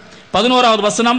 Even to the present hour we both hunger and thirst, we are poorly clothed, beaten and homeless. இந்நேரம் வரைக்கும் பசி உள்ளவர்களும் தாகம் உள்ளவர்களும் நிர்வாணிகளும் குட்டுண்டவர்களும் தங்க இடமில்லாதவர்களும் ஆயிருக்கிறோம். You are talking about prosperity gospel. செழிப்பு உபதேசத்தை குறித்தா பேசுகின்றீர்கள்? You are talking about health and wealth gospel. ஆரோக்கியத்தை குறித்தும் சுகபோக வாழ்வை குறித்தும் தம்பட்டம் அடிக்கின்றீர்கள். You think Paul did not know all that? இந்த காரியங்களை எல்லாம் பவுல் அறியாதிருந்தார் என்று நினைக்கின்றீர்களோ? You think that Paul did not have enough faith and you have a greater faith than apostle Paul? பவுலுக்கு இல்லாத விசுவாசம் உங்களுக்கு வந்து விட்டதோ? What does he say? இங்கே அவர் என்ன சொல்கின்றார்? Even to this present hour. இந்நேரம் வரைக்கும். He was not talking about a past experience. தன்னுடைய கடந்த கால அனுபவத்தை குறித்து அவர் அங்கு சொல்லவில்லை. He was talking about an experience in that time. அந்த நேரத்திலே, அந்த வேளையிலே, அந்த நிருபத்தை எழுதிக் கொண்டிருந்ததான அந்த பொழுதினிலே அவருடைய அனுபவத்தை சொல்கின்றார். We hunger. நாங்கள் பசியா இருக்கின்றோம். We thirst. தாகமா இருக்கின்றோம். Poorly clothed. நிர்வாணிகளா இருக்கின்றோம். Beaten. குட்டுண்டவர்களா இருக்கின்றோம். Homeless. தங்க கூட இடமில்லை. Are you with me? நான் சொல்வதை கவனிக்கிறீர்களா? Is it there in your Bibles? உங்களுடைய வேதத்திலே நான் வாசிக்கின்ற வசனம் இருக்கின்றதா? It is there in my Bible. என்னுடைய வேதத்திலே அவைகள் உள்ளன. What Bible are you using? நீங்கள் உபயோகிக்கின்ற வேதம் தான் என்ன? You know, usually the prosperity teachers and preachers emphasize the first part of Hebrews 11. இந்த சுகபோக உபதேசத்தை சொல்லுகின்றதான பிரசங்கிமார் பொதுவாக எபிரேயர் 11வது அத்தியாயத்தின் முதல் பாகத்தை மட்டும் தான் சொல்வார்கள். By faith they got that. By faith they got that. By faith they got that. விசுவாசத்தினாலே இதனை அவர்கள் சாதித்தார்கள். விசுவாசத்தினாலே அதனை அவர்கள் சாதித்தார்கள். விசுவாசத்தினாலே இதை அவர்கள் பெற்றார்கள் என்று சாதகமானவற்றையே அவர்கள் பட்டியலிட்டுக் கொண்டு செல்வார்கள். They never come to the second half of Hebrews 11. இந்த 11வது அத்தியாயத்தினுடைய இரண்டாம் பாகத்திற்கு அவர்கள் வருவதே கிடையாது. What is the second part of Hebrews 11? இந்த 11ஆம் அத்தியாயத்தினுடைய பிற்பகுதி எதை சொல்கின்றது? Turn with me to the book of Hebrews. நான் திருப்பிக் கொள்ளுங்கள் எபிரேயர் 11வது அத்தியாயம். 11th chapter. எபிரேயர் 11. I'll read from verse 35. 35ஆம் வசனம் முதல். Others were tortured, not accepting deliverance, that they might obtain a better resurrection. வேறு சிலர் மேன்மையான உயிர்த்தெழுதலை அடையும்படிக்கு விடுதலை பெற சம்மதியாமல் வாதிக்கப்பட்டார்கள். Still others a trial of mockings and scourgings, yes, of chains and imprisonment. வேறு சிலர் நிந்தைகளையும் அடிகளையும் கட்டுகளையும் காவலையும் அனுபவித்தார்கள். They were stoned, கல்லெறி உண்டார்கள். they were sawn in two, வாளால் அறுப்புண்டார்கள். they were tempted, பரீட்சை பார்க்கப்பட்டார்கள். they were slain with a sword, பட்டயத்தினாலே வெட்டப்பட்டு மரித்தார்கள். they wandered about in sheepskins because they didn't have a proper dress. சரியான ஆடை இல்லாத காரணத்தினாலே ஆட்டு தோள்களை போர்த்து கொண்டு திரிந்தார்கள். They were being destitute, குறைவையும் உபத்திரவத்தையும் and they were tormented. துன்பத்தையும் அனுபவித்தார்கள். The world was not worthy for them. உலகம் அவர்களுக்கு சதமாக தோன்றவில்லை. They wandered in deserts and mountains, அவர்கள் வனாந்தரங்களிலும் மலைகளிலும் and in dens and caves of the earth. குகைகளிலும் பூமியின் வெடிப்புகளிலும் சிதறுண்டு அலைந்தார்கள். It is in Hebrews 11th chapter. இதுவும் எபிரேயர் 11 தானே இருக்கிறது. It is Hebrews faith chapter. எபிரேயர் நிருபத்தின் விசுவாச அத்தியாயத்தில் இந்த வார்த்தைகளும் இருக்கத்தானே செய்கின்றன. You talk about faith that receives. Here there is a talk about faith that releases. பெற்றுக்கொள்ளுகின்றதான விசுவாசத்தை குறித்து தம்பட்டம் அடிக்கின்றீர்களே, ஆனால் இங்கே பாடுபடுகின்றதான விசுவாசத்தை குறித்தும் சொல்லப்பட்டிருக்கிறதே. Brothers and sisters, let me tell you. சகோதர சகோதரிகளே, நான் ஒரு காரியத்தை உங்களுக்கு சொல்கிறேன். Most of the evangelists in Tamil Nadu and in India are not preaching the New Testament gospel, they are preaching the Old Testament Jewish stuff. இன்று தமிழகத்திலும் பாரத தேசத்திலும் இருக்கின்றதான எண்ணிறந்த பிரசங்கிமார்கள் புதிய ஏற்பாட்டினுடைய சுவிசேஷத்தை பிரசங்கிக்காமல் பழைய ஏற்பாட்டில் காணப்படுகின்றதான யூத மார்க்கத்தினுடைய செழிப்பின் உபதேசத்தை குறித்து பேசிக் கொண்டிருக்கிறார்கள். It was to the Old Testament Jews God promised material, physical and financial blessing. பழைய ஏற்பாட்டு காலத்திலே யூதர்களுக்கு தான் உடல் ரீதியான உலக பிரகாரமான பொருளாதார ஆசீர்வாதங்களை ஆண்டவர் வாக்கு பண்ணினார். But in the New Testament, for us the most important thing is not the material blessing, but the Bible says we are blessed with all spiritual blessings in Christ Jesus in the heavenly places. ஆனால் புதிய ஏற்பாட்டு காலத்தில் இருக்கின்றதான நமக்கோ முதன்மையாக பிரதானமாக இருக்கின்றதான ஆசீர்வாதம் என்னவென்றால் உன்னதங்களிலே சகல ஆசீர்வாதங்களினாலும் நாம் ஆசீர்வதிக்கப்பட்டிருக்கின்றோம். Spiritual blessings. ஆன்மீக ஆசீர்வாதங்கள். You may be poor in finance, but you will be rich in faith. பணத்திலே ஐஸ்வரியத்திலே நீங்கள் குறைவுபட்டவர்களாய் காணப்படலாம், ஆனால் விசுவாசத்திலோ நீங்கள் ஐஸ்வரியவான்களாய் காணப்படுவீர்கள். Whenever there is a talk about missionary work in the Bible, it is always geared to release of your prosperity. எப்பொழுதெல்லாம் missionary ஊழியத்தை குறித்து வேதத்திலே சொல்லப்பட்டிருக்கின்றதோ அந்த இடத்திலெல்லாம் உங்களுடைய செல்வத்தை அதற்காக நீங்கள் ஊற்றிவிட வேண்டும் என்றே சொல்லப்பட்டிருக்கிறது. ஆபிரகாமே, எஸ் சார், இதோ ஆண்டவரே, leave your father's country, உன்னுடைய தகப்பன் வீட்டை விட்டு புறப்படு. leave your country, உன்னுடைய நாட்டை விட்டு புறப்படு. leave my father's house, உன்னுடைய தகப்பன் வீட்டை விட்டு புறப்படுவதா? how much of riches, எவ்வளவு செல்வந்தமான ஒரு சூழ்நிலை, living in towers, கோபுரங்களில் குடியிருக்கின்றதான வாழ்வு, 318 servants at home, 318 பயிற்சி பெற்ற வேலையாட்கள் வீட்டிலே பண்ணை வேலை செய்ய. You may not even 3.5 workers, servants in your house. உங்களுடைய வீட்டிலே 3 பணியாட்கள் கூட இருக்க மாட்டார்கள். 318 servants in Abraham's house. ஆபிரகாமினுடைய வீட்டிலோ 318 பண்ணையாட்கள். He left everything. எல்லாவற்றையும் உதறிவிட்டு அவன் வெளியே சென்றான். Why? ஏன்? He was the first missionary. அவன்தான் முதல் missionary. Leave your father's country. உன்னுடைய தகப்பன் வீட்டை விட்டு புறப்படு. Go to a place that I will show you. நான் உனக்கு காண்பிக்கும் தேசத்திற்கு போ. If Abraham had not obeyed that day, we will not have IMS today. Abraham ஆண்டவருடைய வார்த்தைக்கு அன்று கீழ்ப்படிந்திராவிட்டால் இன்றைக்கு இந்திய மிஷனரி சங்கம் மலர்ந்திருக்காது. It is easy to leave India to go to America. இந்தியாவை விட்டு அமெரிக்காவுக்கு புறப்பட்டு செல்வது என்றால் எல்லோருக்கும் சந்தோஷம்தான். But to leave America to go to Africa, that is missionary work. ஆனால் அமெரிக்காவை விட்டு ஆப்பிரிக்காவுக்கு செல்வது அப்பப்பா மிக கடினம். But that's what God wanted Abraham to do. ஆனால் அதைத்தான் ஆபிரகாம் செய்யும்படியாக தேவன் விரும்பினார். Everybody says, my God shall supply all your need in Jesus Christ. என் தேவன் உங்களுடைய குறைவுகளை எல்லாம் தம்முடைய ஐஸ்வரியத்தின்படி மகிமையிலே நிறைவாக்குவார் என்று எல்லாரும் சொல்கின்றார்கள். But you read the text, in what context it is given. ஆனால் எந்த சூழலிலே அந்த வசனம் எழுதப்பட்டிருக்கிறது என்று சொல்லி நீங்கள் கவனித்து வாசித்திருக்கிறீர்களா? When you get back home, you read Philippians 4:18 and 19. பிலிப்பியர் 4:18-19 வசனங்களை நீங்கள் வீட்டுக்கு சென்ற பிற்பாடு நன்றாக வாசித்து பாருங்கள். Maybe I can read it. Everybody, you are turning to it. That passage is very good. I will read it for you. நீங்கள் அனைவருமே ஆர்வத்தோடு அந்த பகுதியை திருப்புகின்றீர்கள். அதை நான் உங்களுக்கு வாசித்து காட்டுகின்றேன். My God shall supply all your need, the verse 19 says. 19ஆம் வசனம் சொல்கிறது, என் தேவன் தம்முடைய ஐஸ்வரியத்தின்படி உங்கள் குறைவை எல்லாம் கிறிஸ்து இயேசுவுக்குள் மகிமையிலே நிறைவாக்குவார். To whom did he write like that? இந்த வார்த்தைகளை யாருக்கு பவுல் எழுதினார்? Look at the 15th verse. 15வது வசனத்தை வாசியுங்கள். You Philippians know that in the beginning of my gospel work, when I departed from Macedonia, no church shared with me concerning giving and receiving, but you only. பிலிப்பியரே, சுவிசேஷத்தின் ஆரம்பத்திலே நான் மக்கதோனியாவில் இருந்து புறப்பட்ட போது கொடுக்கல் வாங்கல் காரியத்தில் நீங்கள் மாத்திரம் எனக்கு உடன்பட்டதே அல்லாமல் வேறொரு சபையும் உடன்படவில்லை என்று நீங்கள் அறிந்திருக்கிறீர்கள். There were so many churches, but only the Philippian church was a missionary church. அங்கே अनेक சபைகள் அந்த நாட்களிலே இருந்தன. ஆனால் மிஷனரி வாஞ்சையோடு இருந்த ஒரு சபை பிலிப்பி சபைதான்.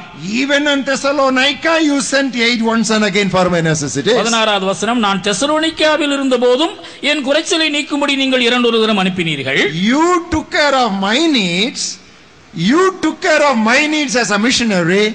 My God shall supply all your needs in Christ Jesus. என்னுடைய மிஷனரி தேவைகளை நீங்கள் சந்தித்துக் கொண்டீர்கள், அவ்வண்ணமே உங்களுடைய தேவைகளை என்னுடைய தேவன் பார்த்துக் கொள்வார் என்று அவர் கூறுகின்றார். In other words, my God shall supply all your need is a promise exclusively for missionary minded people. Missionary சிந்தை உள்ளவர்களுக்கு மட்டும்தான் இந்த வாக்குத்தத்தம், என் தேவன் தம்முடைய ஐஸ்வரியத்தின்படி உங்களை நிறைவாக்குவார் என்பது பொருத்தமாகும். Because God loves those who are missionary minded. Missionary வாஞ்சை உள்ளவர்களை தேவன் நேசிக்கின்றார். Don't take a text out of context and blow it out of proportion. எந்த ஒரு வாக்கியத்தையும் அதனுடைய பின்னணியில் இருந்து தனியே எடுத்து ஊதி பெரிதாக்காதிருங்கள். God is calling every one of us, listen to me, to lower our standard of living so that we can lift up the standard of life of other people. மற்ற மக்களினுடைய வாழ்வின் நிலையை உயர்த்துவதற்காக நம்முடைய வாழ்வின் நிலையை தாழ்த்திக் கொள்ள வேண்டும் என்று சொல்லி தேவன் நம்மிடத்திலே எதிர்பார்க்கின்றார். I know it is a very hard doctrine I am talking about. நான் பேசுவது மிக கடினமான உபதேசம் என்று சொல்லி எனக்கு நன்றாக தெரியும். We have heard enough and more sermons of our privilege to be blessed, but we have not been challenged sufficiently of our responsibility to be a blessing. நாம் பெற்றுக்கொள்ளக்கூடியதான ஆசீர்வாதங்களை குறித்து அளவுக்கு அதிகமாக தலைவருத்த பிரசங்கங்கள் பலவற்றை போதுமான அளவு நாம் கேட்டுவிட்டோம். ஆனால் நாம் செய்ய வேண்டிய பொறுப்புகள் குறித்து நாம் கேட்ட செய்திகள் மிக மிக குறைவு. So when I am preaching to you tonight, there will be a disturbance in your heart, but stay put. God is changing you. ஆனால் நான் பேசிக் கொண்டிருக்கிறதான இந்த வேளையிலே உங்களுடைய மனதிலே சில சலசலப்புகள் தோன்றும். ஆனால் அதனை நீங்கள் விட்டுக் கொடுக்காமல் தேவன் பேசுகின்றவற்றை நன்றாக கவனியுங்கள். உங்களுடைய வாழ்க்கையிலே நீங்கள் மறுரூபம் அடைவீர்கள். C.T. Studd was a great missionary. C.T. Studd ஒரு மிகப்பெரிய missionary. But he was originally a millionaire. ஆனால் அவர் பிறப்பின்படி மகா பெரிய கோடீஸ்வரன். He was a very famous British cricketer. அவன் இங்கிலாந்து நாட்டை சேர்ந்ததான பிரபல்யமான கிரிக்கெட் ஆட்டக்காரர். He threw away his bat. தன்னுடைய கிரிக்கெட் மட்டையை தூக்கி வீசினார். He threw away his wealth. தன்னுடைய செல்வத்தை எல்லாம் தூக்கி வீசினார். Went to the dark jungles of Africa. ஆப்பிரிக்காவினுடைய இருண்ட காடுகளுக்கு கடந்து சென்றார். And he lived most of his life without an electric light. ஒரு மின்சார விளக்கு கூட இல்லாத அந்த இருள் நிறைந்த பகுதியிலே தன் வாழ்வின் பெரும் பகுதியை அவர் கழித்தார். How many prosperity preachers will go to places like that today? எத்தனை செழிப்பு உபதேச பிரசங்கிமார்கள் இப்படிப்பட்ட இருண்ட கண்டத்திற்கு இன்றைக்கு செல்ல ஆயத்தம். They want to preach in Tirunelveli and Palayangottai. திருநெல்வேலியிலும் பாளையங்கோட்டையிலும் சுற்றி சுற்றி வருவதற்கு தான் இந்த பிரசங்கிமாருக்கு தெரியும். They want to preach in Madras. அவர்கள் சென்னையிலே முழங்குவதற்கு பிரியப்படுவார்கள். You go to places where people are dying of starvation and preach your prosperity gospel there. பட்டினியால் வாடுகின்றதான மடிந்து கொண்டிருக்கின்றதான மக்கள் மத்தியிலே இந்த சுகபோக உபதேசத்தை பிரசங்கிப்பதற்கு அவர்களுக்கு வாஞ்சை கிடையாது. Here is our NMS senior missionary. He is sitting here. You talk to him about Orissa. You go there and you preach your prosperity message there. Missionary சங்கத்தினுடைய மூத்த மிஷனரி அவர்கள் ஒரிசாவிலே பணியாற்றுகின்றவர்கள் இங்கே முன்னதாக உட்கார்ந்திருக்கின்றார்கள். அவர்களிடத்திலே கேட்டுப்பார்கள் ஒரிசாவினுடைய நிலை எத்தனை பரிதாபமானது என்று. You go to such places and preach this message. அப்படிப்பட்டதான இடங்களுக்கு சென்று உங்களுடைய சுகபோக பிரசங்கத்தை நீங்கள் செய்யுங்களேன். You already have 3 full meals, and why do you want a 4th meal for a single day? ஏற்கனவே 3 வேளை சாப்பிட்டு ஏப்பமிட்டுக் கொண்டிருக்கின்றீர்கள். இன்னொரு 4வது ஆகாரம் உங்களுக்கு என்னத்திற்கு? It is not necessary for you. இது உங்களுக்கு தேவையற்ற சரக்காயிற்றே. Leave your blessings and release your blessings to other people. ஆசீர்வாதங்களை உதறிவிட்டு மற்றவர்களுக்கு இந்த ஆசீர்வாதங்களை கடத்துங்கள். How many missionaries are suffering from malaria? எத்தனை மிஷனரிகள் மலேரியாவினாலே அவதியுறுகிறார்கள் என்று உங்களுக்கு தெரியுமா? Go to the leaders of FMPB. நண்பர் சுவிசேஷ ஜெபக்குழுவினுடைய தலைவர்களை சந்தித்து பேசுங்கள். Go to the leaders of IMS. இந்திய மிஷனரி சங்கத்தினுடைய தலைவர்களை சந்தித்து பேசுங்கள். Go to the missionaries of NMS. சுதேச மிஷனரி சங்கத்தின் தலைவர்களை பார்த்து பேசுங்கள். How many of them are permanently affected by malaria? மலேரியாவினாலே நிரந்தர முடக்கமடைந்த மிஷனரிகள் எத்தனை பேர் என்று உங்களுக்கு தெரியுமா? Malarial parasite, if it enters your body once, 9 out of 10 cases it will never leave your body. Malaria நுண் கிருமிகள் ஒருவருடைய உடலிலே நுழையுமானால் 10லே 9 பேர் அந்த பிடியிலிருந்து விடுபடுவது மிக கடினம். Sometime or other it will recur. எப்படியோ அது அந்த மனிதனை எப்படியாவது பதம் பார்க்கத்தான் செய்யும். You say they don't have enough faith? அவர்களுக்கு போதுமான விசுவாசம் இல்லை என்று நீங்கள் சொல்லுகிறீர்களோ? Why did the 23-year-old fully developed son of Mr. Patrick Joshua of Friends Missionary Prayer Band die? It was because of malaria.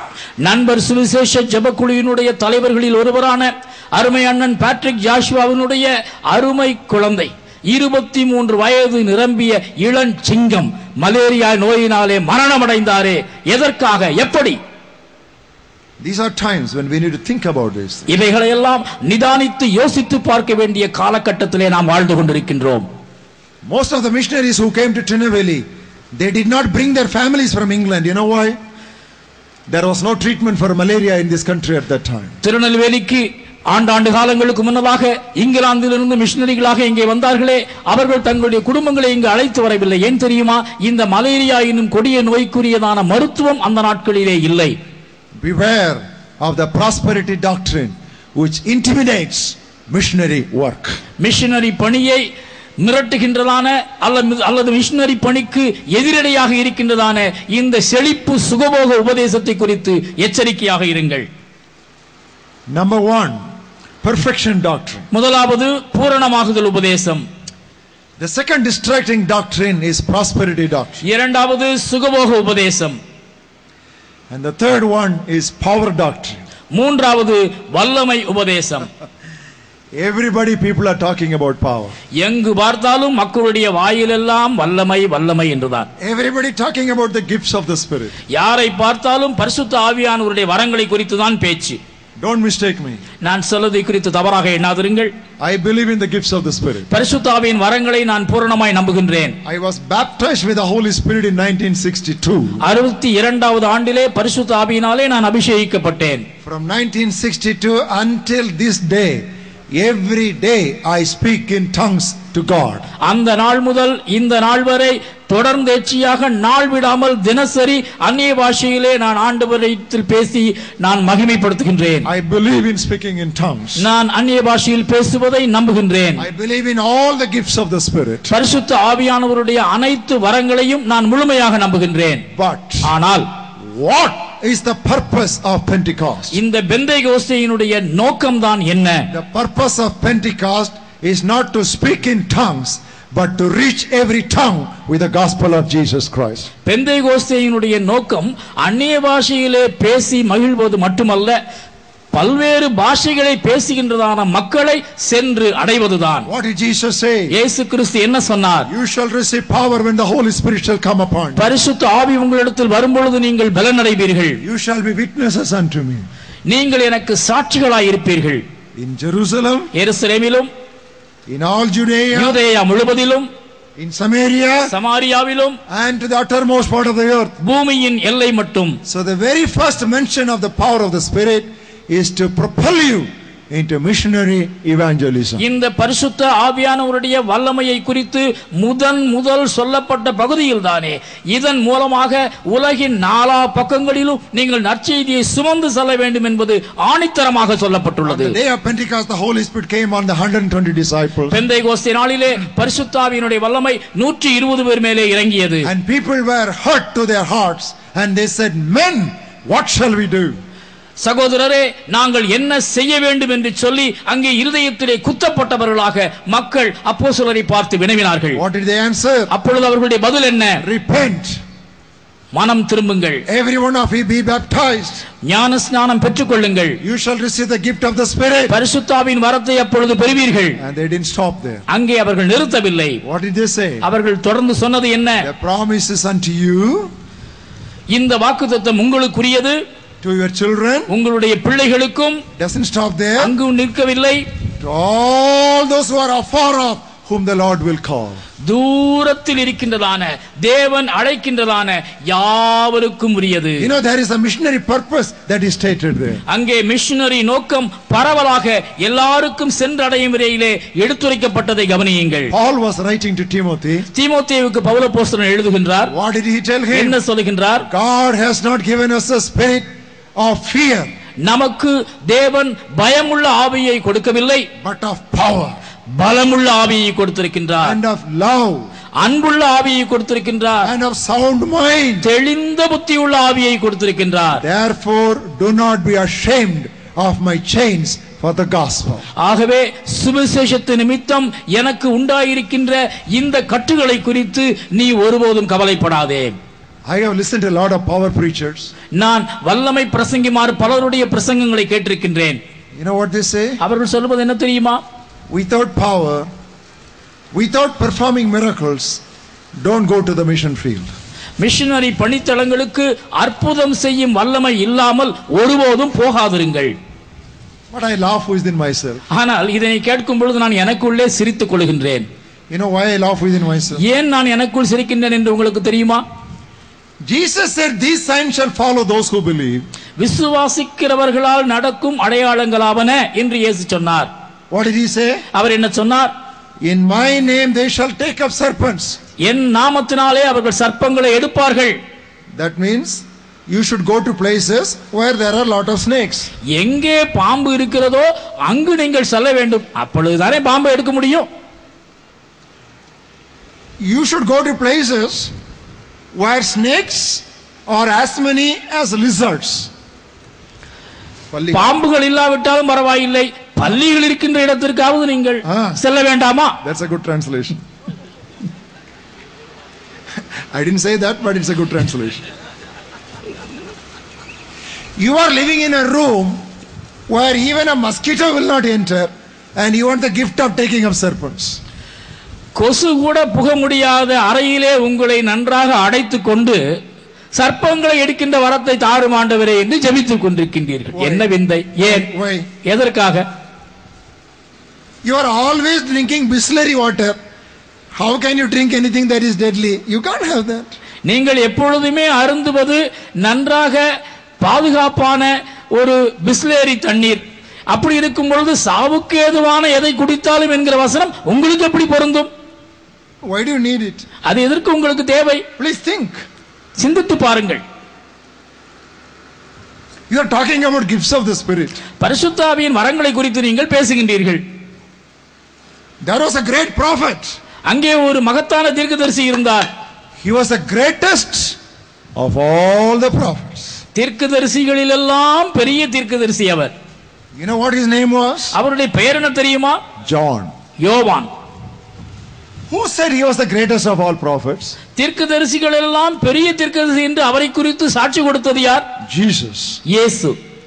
Of those who are born among women, there is no one greater than John the Baptist. பெண்களிடத்திலே பிறந்தவர்களிலே யோவான் ஸ்நானகனைப் போல பெரிய தீர்க்கதரிசி ஒருவரும் இல்லை என்பதுதான் அவருடைய சாட்சி. You know what the Bible says? வேதம் என்ன சொல்கிறது தெரியுமா? John performed no miracle. யோவான் எந்த ஒரு அற்புதத்தையும் செய்யவில்லை. I love that statement. நான் அந்த வாக்கியத்தை அதிகமாய் நேசிக்கின்றேன். Why is it written in the Bible? ஏன் இந்த வார்த்தை வேதத்திலே எழுதப்பட்டிருக்கின்றது? If somebody performs miracles, you can write it. ஒருவேளை ஒருவர் அற்புதம் செய்திருந்தால் அதனை எழுதி வைப்பதிலே அர்த்தம் இருக்கிறது. Why should the Holy Spirit write in the Bible, John performed no miracle? யோவான் எந்த அற்புதத்தையும் செய்யவில்லை என்று சொல்லி பரிசுத்த ஆவியானவர் ஏன் இந்த வேதத்திலே எழுதி வைத்தார்? He did not raise the dead. அவர் மரித்தோர் எவரையும் எழுப்பவில்லை. But he raised a dead nation. ஆனால் மரித்து கிடந்த ஒரு நாட்டையே எழுப்பிவிட்டார். Hallelujah. Hallelujah. He did not raise the dead. அவன் மரித்தோர் எவரையும் எழுப்பவில்லை. But he raised a dead nation. அவன் மரித்து போய் கிடந்த ஒரு நாட்டை தட்டிவிட்டான். 400 years a nation was dead without a prophetic voice. தீர்க்கதரிசன வார்த்தை இன்றி மயான அமைதியிலே 400 ஆண்டு காலம் உறங்கிக் கொண்டிருந்தது இஸ்ரவேல் நாடு. John the Baptist raised that dead nation. அந்த செத்துப்போன நாட்டை யோவான் ஸ்நானகன் தட்டி எழுப்பினான். Are you with me? நான் சொல்வதை கவனிக்கின்றீர்களா? Are you able to think what I am talking about? நான் சொல்வதை குறித்து சிந்தித்து பார்க்க உங்களால் முடிகிறதா? Amy Carmichael did not perform any miracle. Amy Carmichael அம்மையார் எந்த ஒரு அற்புதத்தையும் நிகழ்த்தவில்லை. But she had the power of the Spirit to fight temple prostitution. ஆனால் தேவதாசி பழக்கத்தை எதிர்த்து குரல் எழுப்புவதற்கான வல்லமை அவர்களிடத்தில் இருந்தது. Listen to me carefully. நான் சொல்வதை நன்றாக கவனியுங்கள். William Carey did not perform any miracle. William carry எந்த ஒரு அற்புதத்தையும் செய்யவில்லை. But she stopped Sati along with Rajaram Mohan Roy. Rajaram மோகன் ராயோடு சேர்ந்து உடன்கட்டை ஏறுகின்றதான கொடிய மூட பழக்கத்திற்கு முற்றுப்புள்ளி வைக்க அவரால் முடிந்தது. Power. வல்லமை. That's power. அதுதான் வல்லமை. Jumping to the roof and tearing all the mats underneath. For that you don't need power. கூரை உயரத்திற்கு குதிப்பதோ போற்றிருக்கின்றதான பாயை கிழிக்கும்படி உருளுவதோ வல்லமை என்று யார் சொன்னது? For that you don't need the power of the Holy Spirit. குதிப்பதற்கும் கிழிப்பதற்கும் வல்லமை தேவையில்லையே. He stopped Sati. உடன்கட்டை வழக்கத்திற்கு சாவுமணி அடித்தார். Idas Kadar. ஐடாஸ் கடர் She came to Vellore. வேலூருக்கு வந்தார்.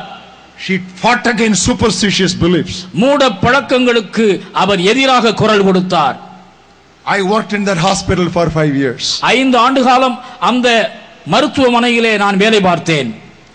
David Livingstone did not perform any miracle. David Livingstone எந்தவித அற்புதத்தையும் செய்யவில்லை.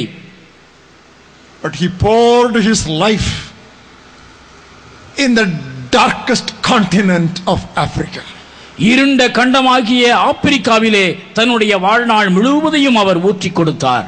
Once a lion bit him. ஒரு நாளிலே ஒரு சிங்கம் அவரை கடித்தது. He fought against the lion and escaped. அந்த சிங்கத்தோடு எதிர்த்து போராடி எப்படியோ தப்பித்தார். It was a deep wound. ஆனால் அந்த காயம் மிக ஆழமான புண்ணாக மாறியது. No plastic surgery those days. அந்த நாட்களிலே எந்த விதமான சிகிச்சை வசதியும் கிடையாது.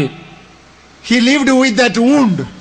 தன்னுடைய வாழ்நாளின் இறுதி வரை அந்த கொடிய காயத்தோடே அவர் வாழ்ந்தார். It was never healed. அது குணமாகவே இல்லை. He died with that wound. அந்த புண்ணோடு காயத்தோடே அவர் மரித்து போனார். When his body reached the shores of England, இங்கிலாந்தினுடைய கடற்கரைக்கு அவருடைய சடலத்தை கொண்டு வந்த பொழுது Queen of England identified his body by the wound of that lion bite. சிங்கத்தின் கடியினாலே அவருடைய உடலிலே ஏற்பட்ட காயத்தின் தழும்புகளை வைத்து இங்கிலாந்து மகாராணியார் அவரை அடையாளம் கண்டுகொண்டார். It was because of that today church growth is fastest in Africa. இப்படிப்பட்ட தியாகங்களின் நிமித்தமாகத்தான் இன்றைக்கு ஆப்பிரிக்காவினுடைய திருச்சபை வளர்ச்சி அமோகமாக காணப்படுகின்றது. All these missionaries had the power of the Spirit to fight against the powers of darkness. இருட்டின் அந்தகாரத்தின் வல்லமைகளுக்கு எதிராக போராடும்படியான பரிசுத்த ஆவியினுடைய வல்லமையை இந்த மிஷனரிகள் எல்லாம் அபரிமிதமாய் பெற்றிருந்தார்கள். Everybody talks about power. எல்லாரும் வல்லமை வல்லமை என்று குதிக்கின்றார்கள். Everybody talks about spiritual warfare. ஆன்மீக போராட்டம் என்று சொல்லுகின்றார்கள். Put on the helmet. ரட்சணியமாகிய தலைச்சீராவை அணிந்து கொள்ளுங்கள் என்று சொல்லுகின்றார்கள். Put on the breastplate. கவசத்தை அணிந்து கொள்ளுங்கள் என்று சொல்லுகின்றார்கள். And the belt of truth. கச்சையை கட்டிக் கொள்ளுங்கள் என்று சொல்லுகின்றார்கள். And the shoes of the gospel of peace. அங்கே நற்செய்தியினுடைய காலணியை தரித்துக் கொள்ளுங்கள் என்று சொல்லுகின்றார்கள். And the sword of the spirit. பட்டயமாகிய வசனத்தை எடுத்துக் கொள்ளுங்கள் என்று சொல்லுகின்றார்கள். And the shield of faith. விசுவாச கேடகத்தை பிடித்துக் கொள்ளுங்கள் என்று சொல்லுகிறார்கள். Putting all the uniform. எல்லா சீருடையையும் அணிந்து கொண்டு take photograph and get back home. Finished. புகைப்படம் எடுத்து வீட்டிலே படுத்து தூங்க வேண்டியது. Why should he put on all these things? இந்த சீருடைகள் இந்த கவசங்கள் எல்லாம் என்னத்திற்காக? Not for photograph. புகைப்படத்திற்காக அல்ல. Go to the fields. பணிக்களங்களுக்கு செல்வதற்காக. Go and fight the enemy. எதிரியை எதிர்த்து தாக்குவதற்காக. Millions and millions of years the arch enemy of God and man is holding people in his illegal clutches.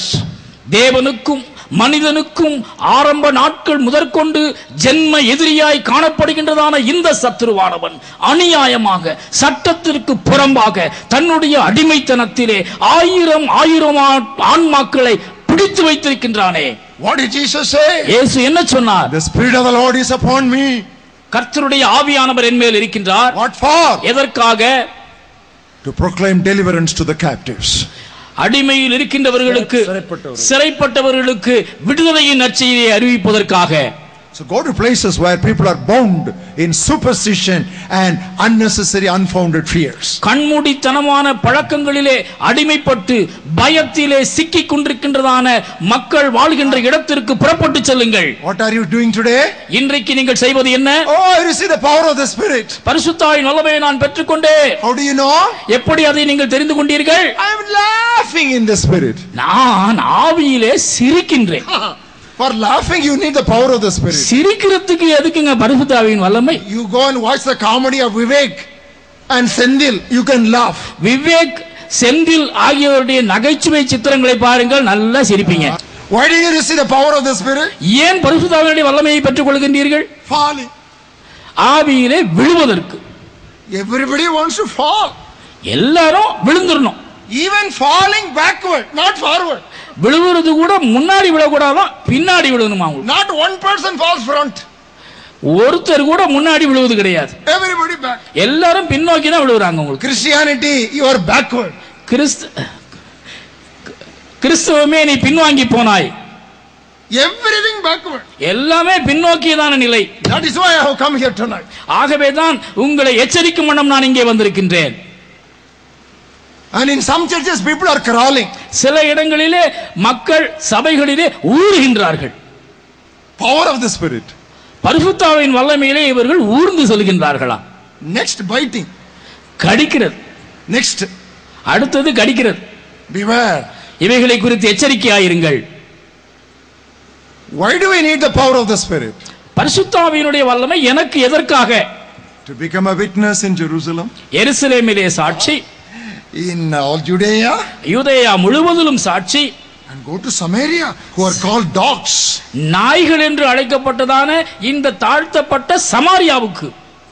And go to the uttermost part of the earth. பூமியின் எல்லை மற்றும். Power doctrine. இதுதான் வல்லமை உபதேசம்.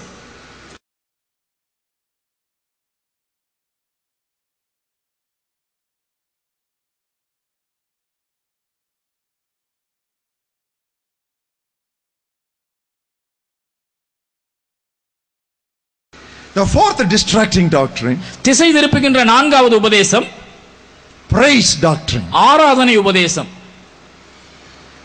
Do I believe in praising God? ஆண்டவரை ஆராதிப்பதிலே நான் நம்பிக்கை வைத்திருக்கிறேனா? Of course, yes. நிச்சயமாக ஆம்.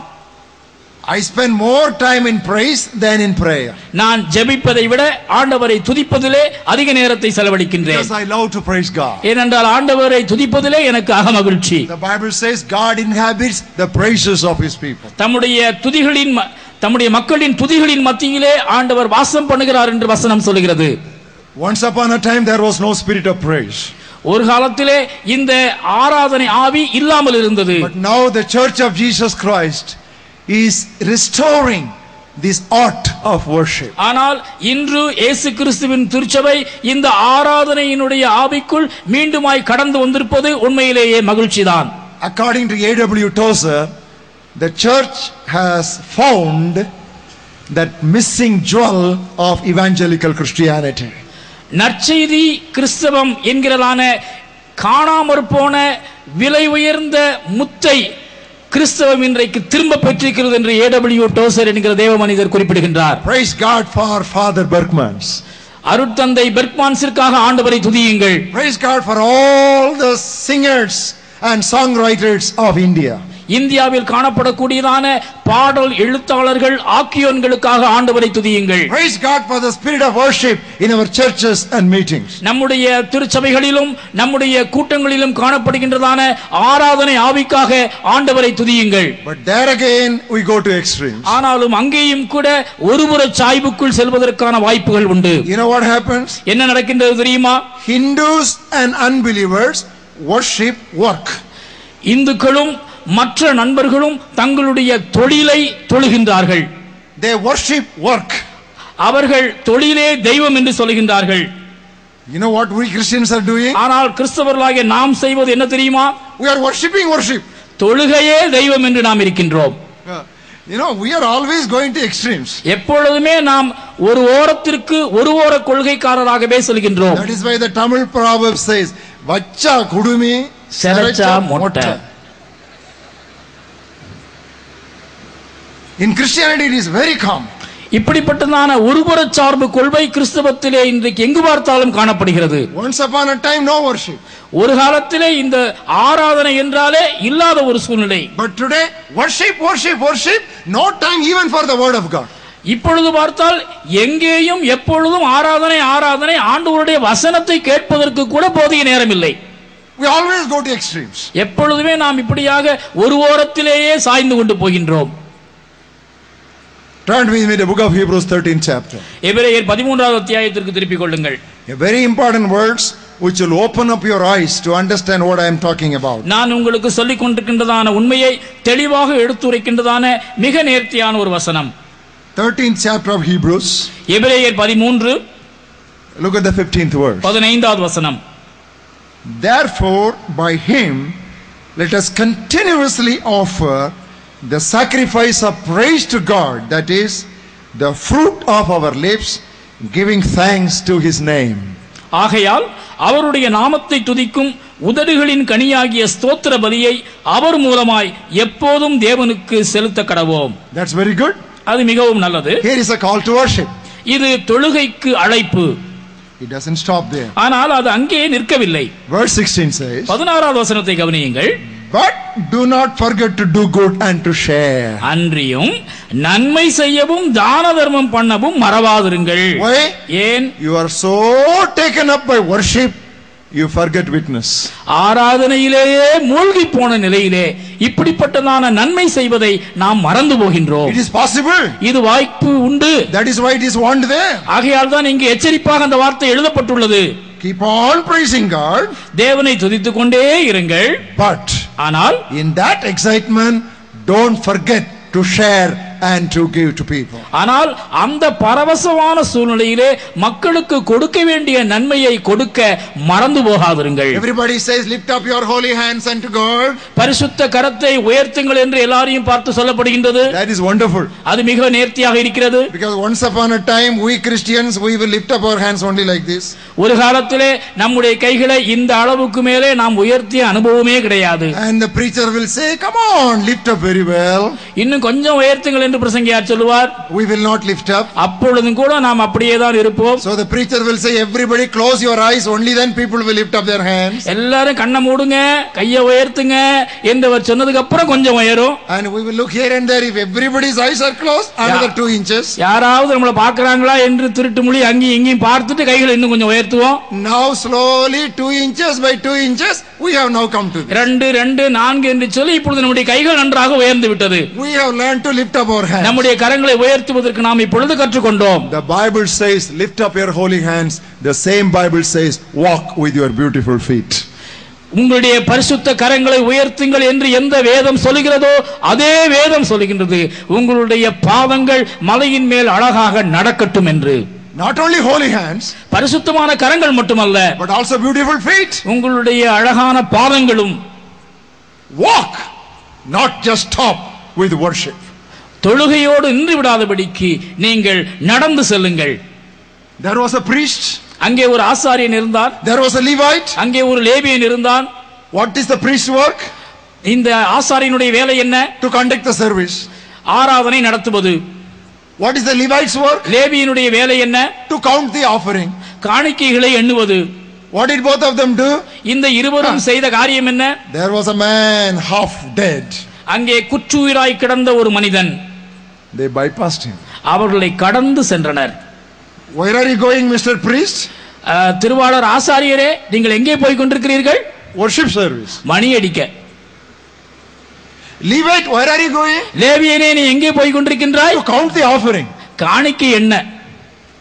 But here is a man dying. இங்கே ஒரு மனிதன் செத்துக் கொண்டிருக்கிறானே.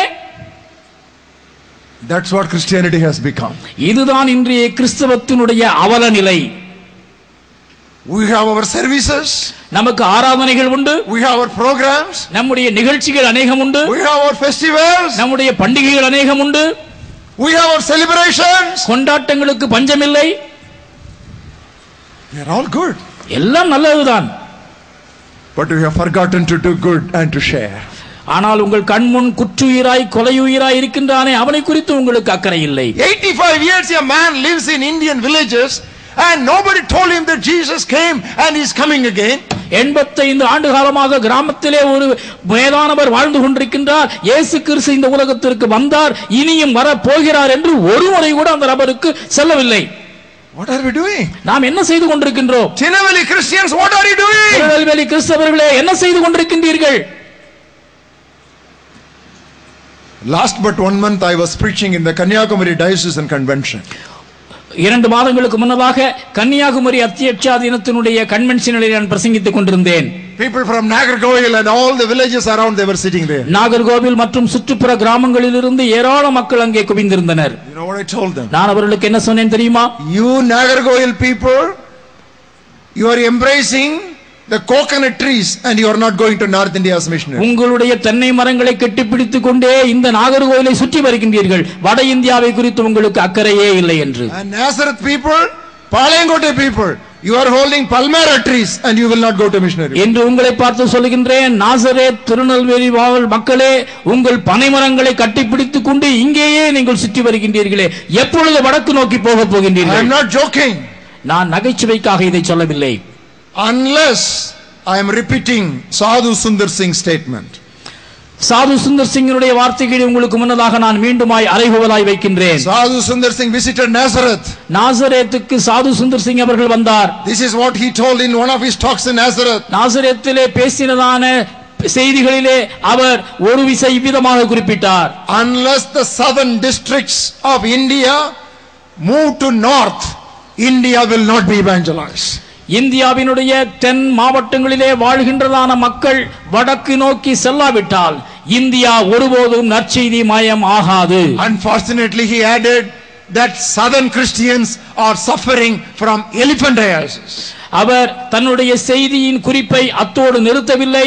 இன்னும் ஒரு காரியத்தை அவர் சொன்னார். தென்னகத்தில் வாழ்கின்றதான கிறிஸ்தவர்களுக்கு யானைக்கால் வியாதி வந்திருக்கின்றது.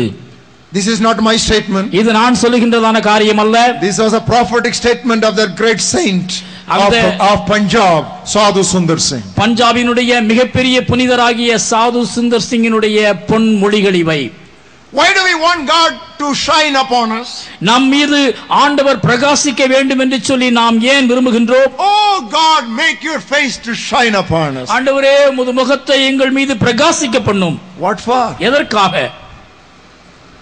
Not to feel good. நாம் பார்ப்பதற்கு அழகாய் தோன்றுவதற்காக அல்ல. So that we can reflect his radiance towards people who are still living in darkness. அவருடைய பிரகாசமான ஒளிக்கதிர்களை பிரதிபலிப்பதன் மூலமாக இருளில் வாழ்கின்றதான மக்களை பிரகாசிப்பிப்பதற்காகவே நாம் இதனை பெற்றுக் கொள்கின்றோம். It is good for worship. ஆராதனை நல்லதுதான். It is good to praise God. தேவனை மகிமைப்படுத்துவது நல்லதுதான். It is good to be in meetings 1 hour, 2 hours, 3 hours, enjoying the presence of God. 1, 2 ஏன் 3 மணி நேரம் கூட எழுப்புதல் கூட்டங்களிலே பரவசமாக ஆண்டவரை ஆராதிப்பது மிக நல்லதுதான். Lord, this is a wonderful place. ஆண்டவரே, இது மிக மகிமையான ஒரு இடம். Moses is speaking. மோசே இங்கே பேசுகின்றார். Elijah is speaking. எலியா இங்கே பேசுகின்றார். Your dresses are dazzling white. உம்முடைய ஆடைகள் மிக வெண்மையான ஆடையா இருக்கிறது. Everything is glory. எல்லாமே மகிமை நிறைந்ததாய் காணப்படுகிறது. It is good for us to be here. நாம் எல்லாரும் இங்கேயே இருப்பது ரொம்ப நல்லது ஆண்டவரே. One tent for you. உமக்கு ஒரு கூடாரம். உமக்கு ஒரு கூடாரம். One tent for Moses. மோசேக்கு ஒரு கூடாரம். Another tent for Elijah. எலியாவுக்கு ஒரு கூடாரம். And I will come supervising all the 3 tents. இந்த 3 கூடாரங்களையும் மேற்பார்வை செய்கின்ற மேஸ்திரியாக நான் இருப்பேன். It is good for us to be here. நாம் இங்கே இருப்பது நல்லது. I feel very good. எனக்கு மிகவும் சந்தோஷமாக இருக்கிறது. How wonderful. எவ்வளவு மகிமையாக இருக்கிறது. What did Jesus say? அப்பொழுது பேதுருவுக்கு இயேசு சொன்ன மறுமொழி என்ன?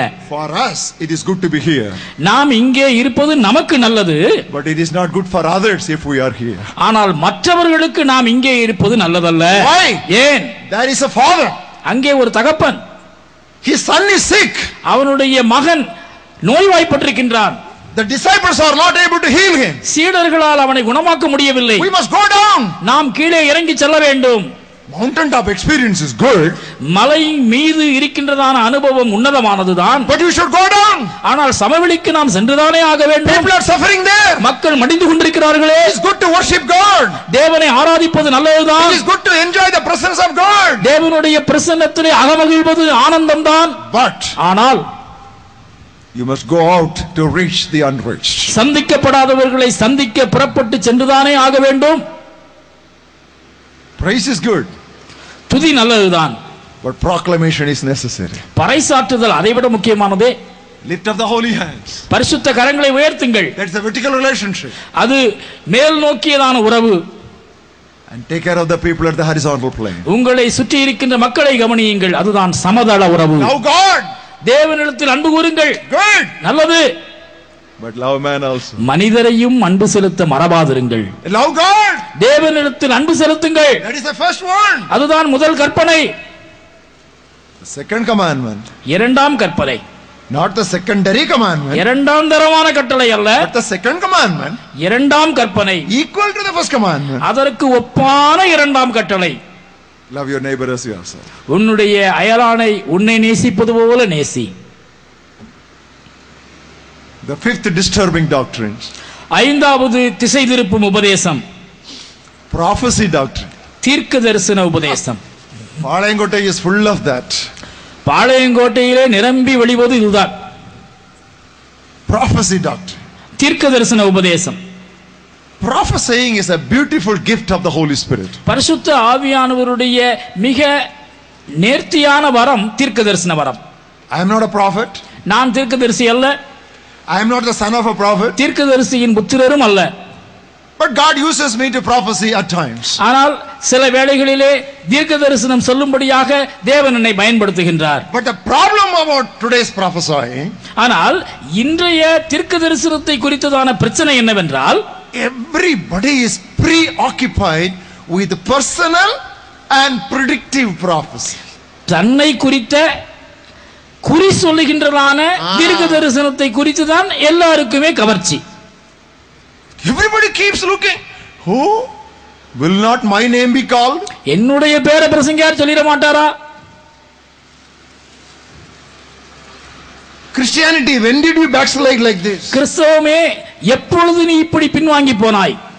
Tirunelveli Christianity, when did you backslide like this? Tirunelveli கிறிஸ்தவமே எப்பொழுது நீ இப்படி பின்னிட்டு போனாய்? Please answer this question. நான் கேட்பதற்கு பதில் சொல்லுங்கள். When did you backslide like this? எப்பொழுது நீங்கள் இவ்வாறு பின்வாங்கி போனீர்கள்? Why did you backslide like this? ஏன் இப்படி பின்னிட்டு பார்த்தீர்கள்? Who seduced you? யார் உங்களை வஞ்சித்தது? Who cheated you? யார் உங்களை ஏமாற்றியது? Don't you have the Bibles? உங்களுடைய கரங்களிலே வசனம் இல்லையா? Don't you have preachers? உங்களுக்கு என்று சொல்லி ஆரோக்கிய உபதேசகர்கள் இல்லையோ? Don't you have pastors? உங்களுக்கு என்று போதகர்கள் இல்லையோ? What did you study in the Sunday school? ஞாயிறு பள்ளிகளிலே நீங்கள் என்னத்தை தான் கற்றுக்கொண்டீர்கள்? Why are you so easily deceived? இவ்வளவு சுலபமாக நீங்கள் வஞ்சிக்கப்படுகின்றீர்களே எப்படி? In the Old Testament it was all foretelling. பழைய ஏற்பாட்டிலே தீர்க்க தரிசனம் என்பது வரும் முன்னே அறிவித்தலாகும். But in the New Testament it is forthtelling. ஆனால் புதிய ஏற்பாட்டிலோ தீர்க்க தரிசனம் என்பது மக்கள் முன்னே சொல்லுதலே ஆகும். It is not predicting, but it is proclaiming. வரும் முன்னே அறிவித்தலை தீர்க்க தரிசனம் குறிக்காது, மாறாக மக்கள் முன்னே பறைசாற்றுதலையே குறிக்கும். What does the Bible say? வேதம் சொல்லுவது என்ன? The testimony of Jesus is the spirit of prophecy. இயேசுவின் சாட்சியே தீர்க்க தரிசனத்தின் ஆவி. That ends the matter. அதோடு கதை முடிந்தது. The testimony of Jesus is the spirit of prophecy. இயேசுவை பற்றின சாட்சியே தீர்க்க தரிசனத்தின் ஆவி. Shall I tell you what kind of prophecies we need today? இன்று நமக்கு தேவையான தீர்க்க தரிசனங்கள் எவை என்று நான் சிலவற்றை உங்களுக்கு சொல்லட்டுமா? A church is praying together. ஒரு சபை கூடி ஜெபித்துக் கொண்டிருக்கிறது. And somebody stands up. ஒருவர் எழுந்து நிற்கின்றார். You know what kind of prophecy we need today? நமக்கு இந்த நிலையிலே தேவைப்படுகின்றதான தீர்க்க தரிசனம் என்ன தெரியுமா? Everybody listen. எல்லாரும் கவனியுங்கள். This particular language in Gujarat does not have the Bible in their language. குஜராத்திலே இந்த குறிப்பிட்ட மக்கள் வாழ்கின்ற பகுதியிலே இந்த மொழியிலே வேதம் இல்லை. So let this church send Bible translators and send money to translate the Bible into that language. Thus saith the Lord.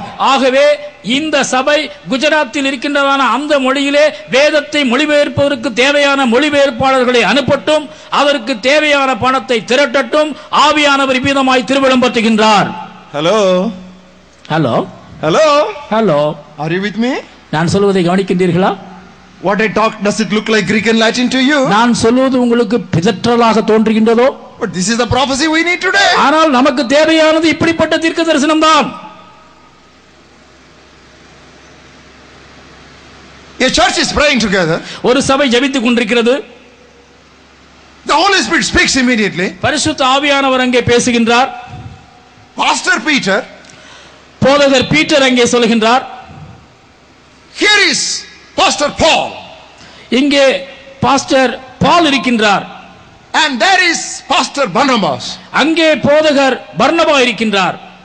Send them to Punjab for missionary work. பஞ்சாபிற்கு மிஷனரி பணி செய்வதற்காக இவர்கள் இருவரையும் பிரித்து அனுப்புங்கள். They are the next candidates for bishop election. Bishop தேர்தல்ல அடுத்த முறை நிற்பதற்கு இவர்கள் இருவர் தான் தகுதியான ஆட்கள். They are like eyes for Tirunelveli diocese. Tirunelveli அத்தியட்சாதனத்தினுடைய இரண்டு கண்களே இந்த இரண்டு பேர் தான். இருந்து அதுல கை வைக்கிறியே. There are so many other people. இன்னும் எத்தனையோ ஊழியர்கள் போதகர்கள் இருக்காங்க. அவர்கள் எல்லாம் மிஷனரியா போகட்டும். You want Paul? Pavul. You want Barnabas? பர்னபா எங்களோட தான் இருக்கணும். Both of them are like two eyes to our church in Antioch. அந்தியோகியா திருச்சபையிலே இவர்கள் இருவரும் எங்கள் கண் போன்றவர்கள். But what did the Holy Spirit say? ஆனால் பரிசுத்த ஆவியானவர் என்ன திருவுளம் பற்றினார்? Separate unto me Barnabas and Paul for the ministry that I have called them. நான் தெரிந்து கொண்ட ஊழியத்திற்காக பர்னபாவையும் பவுலையும் பிரித்து அனுப்புங்கள். That's the kind of prophecy we want. இப்படிப்பட்ட தீர்க்க தரிசனம் தான் இன்றைய திருச்சபையின் தேவை. A church in Palayangottai is praying. பாளையங்கோட்டையில் உள்ள ஒரு சபை ஜெபித்துக் கொண்டிருக்கிறது. The Holy Spirit immediately says like that. பரிசுத்த ஆவியானவர் உடனடியாக விளம்புகின்றார். Hey, there are so many churches in this place. இந்த பட்டணத்திலே ஏராளம் திருச்சபைகள் இருக்கின்றன. In this street there are so many churches. தடுக்கி விழுந்த தெருவுக்கு தெரு சபைகள். You close this church. இந்த சபைகளை எல்லாம் இழுத்து மூடுங்க. And go to North India to districts where there is no church. மாவட்டங்களுக்கு ஒன்று கூட திருச்சபை இல்லாத வட மாநிலங்களுக்கு புறப்பட்டு சென்று சபைகளை ஆரம்பியுங்கள். Hello. Hello. Did you hear any prophecy like that recently? நீங்கள் சமீபத்திலே இப்படிப்பட்டதான தீர்க்க தரிசனத்தை எங்கேயாவது தப்பி தவறி கேட்டிருக்கிறீர்களா? ஹலோ. உங்களை தான் கேட்கிறேன். ஹலோ, பதில் சொல்லுங்க. This is the kind of prophecy we need today. இன்றைக்கு தேவையான தீர்க்க தரிசனங்கள் இவைதான். If a non-Pentecostal preacher preaches this message, you can find fault with him. பெந்தைகோஸ்தே அல்லாத ஒரு போதகர் இந்த வார்த்தைகளை பேசுவாரேயானால் அவர் பேசுவதிலே நீங்கள் குற்றம் கண்டுபிடிக்கலாம். I am a Pentecostal from head to foot. I am a CSI with Pentecostal experience head to foot. நான் தலை முதல் கால் வரை பெந்தைகோஸ்தே அனுபவத்தால் நிறைந்தவன். தென்னிந்திய திருச்சபை கிறிஸ்தவனாக இருந்தாலும் பெந்தைகோஸ்தே வல்லமையினாலே நான் நிரப்பப்பட்டவன். So I know what I am talking about. நான் பேசுவது இன்னதென்று சொல்லி அறிந்துதான் பேசுகின்றேன். I have seen the fields. நான் களங்களை பார்த்திருக்கின்றேன். I have seen the needs of the fields. பணித்தளங்களிலே இருக்கின்றதான தேவைகள் எனக்கு நன்றாக தெரியும். People are dying. மக்கள் மடிந்து கொண்டிருக்கிறார்கள். And midnight gloom for generation after generation. This generation of Christians is responsible for this generation of non-Christians. ஆண்டாண்டு காலமாக அந்தகாரத்திலே இருளிலே மக்கள் மாய்ந்து கொண்டிருக்கின்றார்கள். இந்த தலைமுறை மக்களுக்கு இந்த தலைமுறை கிறிஸ்தவர்களாகிய நீங்கள் தான் பொறுப்பு. You are responsible for those who are without Christ tonight. கிறிஸ்து அல்லாத இந்த தலைமுறை மக்களுக்கு நீங்கள் தான் பொறுப்பு பிரியமானவர்களே. If not you, who? நீங்கள் இல்லை என்றால் வேறு யார்? If not now, when? இப்பொழுது இல்லை என்றால் வேறு எப்பொழுது? Answer this question. நான் கேட்பதற்கு பதில் சொல்லுங்கள். I told you at the beginning of this message, I have not come here to explain the situation, but I have come here to expose your condition. சூழ்நிலைகள் எப்படி இருக்கின்றன என்று விளக்கி காட்டுவதற்காக நான் வரவில்லை, மாறாக உங்களுடைய நிலை எப்படி இருக்கிறது என்று படம் பிடித்து காட்டுவதற்காக தான் வந்திருக்கிறேன் என்று ஆரம்பத்திலேயே நான் உங்களுக்கு சொன்னதை நினைவு கூறுங்கள். I am not standing here to promote any ministry. எந்த ஊழியத்திற்கும் நிதி திரட்டுவதற்காக நான் இங்கே உங்கள் முன் நிற்கவில்லை. I am not standing here to promote Indian Missionary Society. இந்திய மிஷனரி சங்கத்தை ஆதரவு தெரிவிப்பதற்காக நான் இங்கு நிற்கவில்லை. I am standing here to preach God's word to make every one of you a missionary minded Christian. இறை வார்த்தையை பிரசங்கித்து உங்கள் ஒவ்வொருவரையும் மிஷனரி சிந்தை உள்ளவர்களாய் மாற்றுவதற்காக இங்கே உங்கள் முன்னதாக நான் பேசிக் கொண்டிருக்கிறேன். My Bible says, என் வேதம் சொல்கிறது, where there is no vision people perish. தரிசனம் இல்லாத இடத்திலே மக்கள் சீர்கெட்டு போவார்கள். And I have come here to make your vision bright tonight. உங்களுடைய தரிசனம் மங்காமல் இருப்பதற்காக இந்த இறைவேளையிலே உங்களோடு பேசிக் கொண்டிருக்கின்றேன். Sixthly, ஆறாவது, predestination doctrine. முன்குறித்தல் உபதேசம். Predestination doctrine. முன்குறித்தல் உபதேசம். What does the Bible say? வேதம் என்ன சொல்கிறது? Whom he foreknew, he called. யாரை தேவன் முன் அறிந்தாரோ அவர்களை தேவன் அழைத்தார். Whom he called, he justified. எவர்களை அவர் அழைத்தாரோ அவர்களை நீதிமான்களாக்கினார். Whom he justified, he sanctified. எவர்களை நீதிமான்களாக்கினாரோ அவர்களை பரிசுத்தமாக்கினார். Whom he sanctified, he also glorified. எவர்களை பரிசுத்தமாக்கினாரோ அவர்களை மகிமைப்படுத்தினார். You know what people say? மக்கள் என்ன சொல்கிறார்கள் தெரியுமா?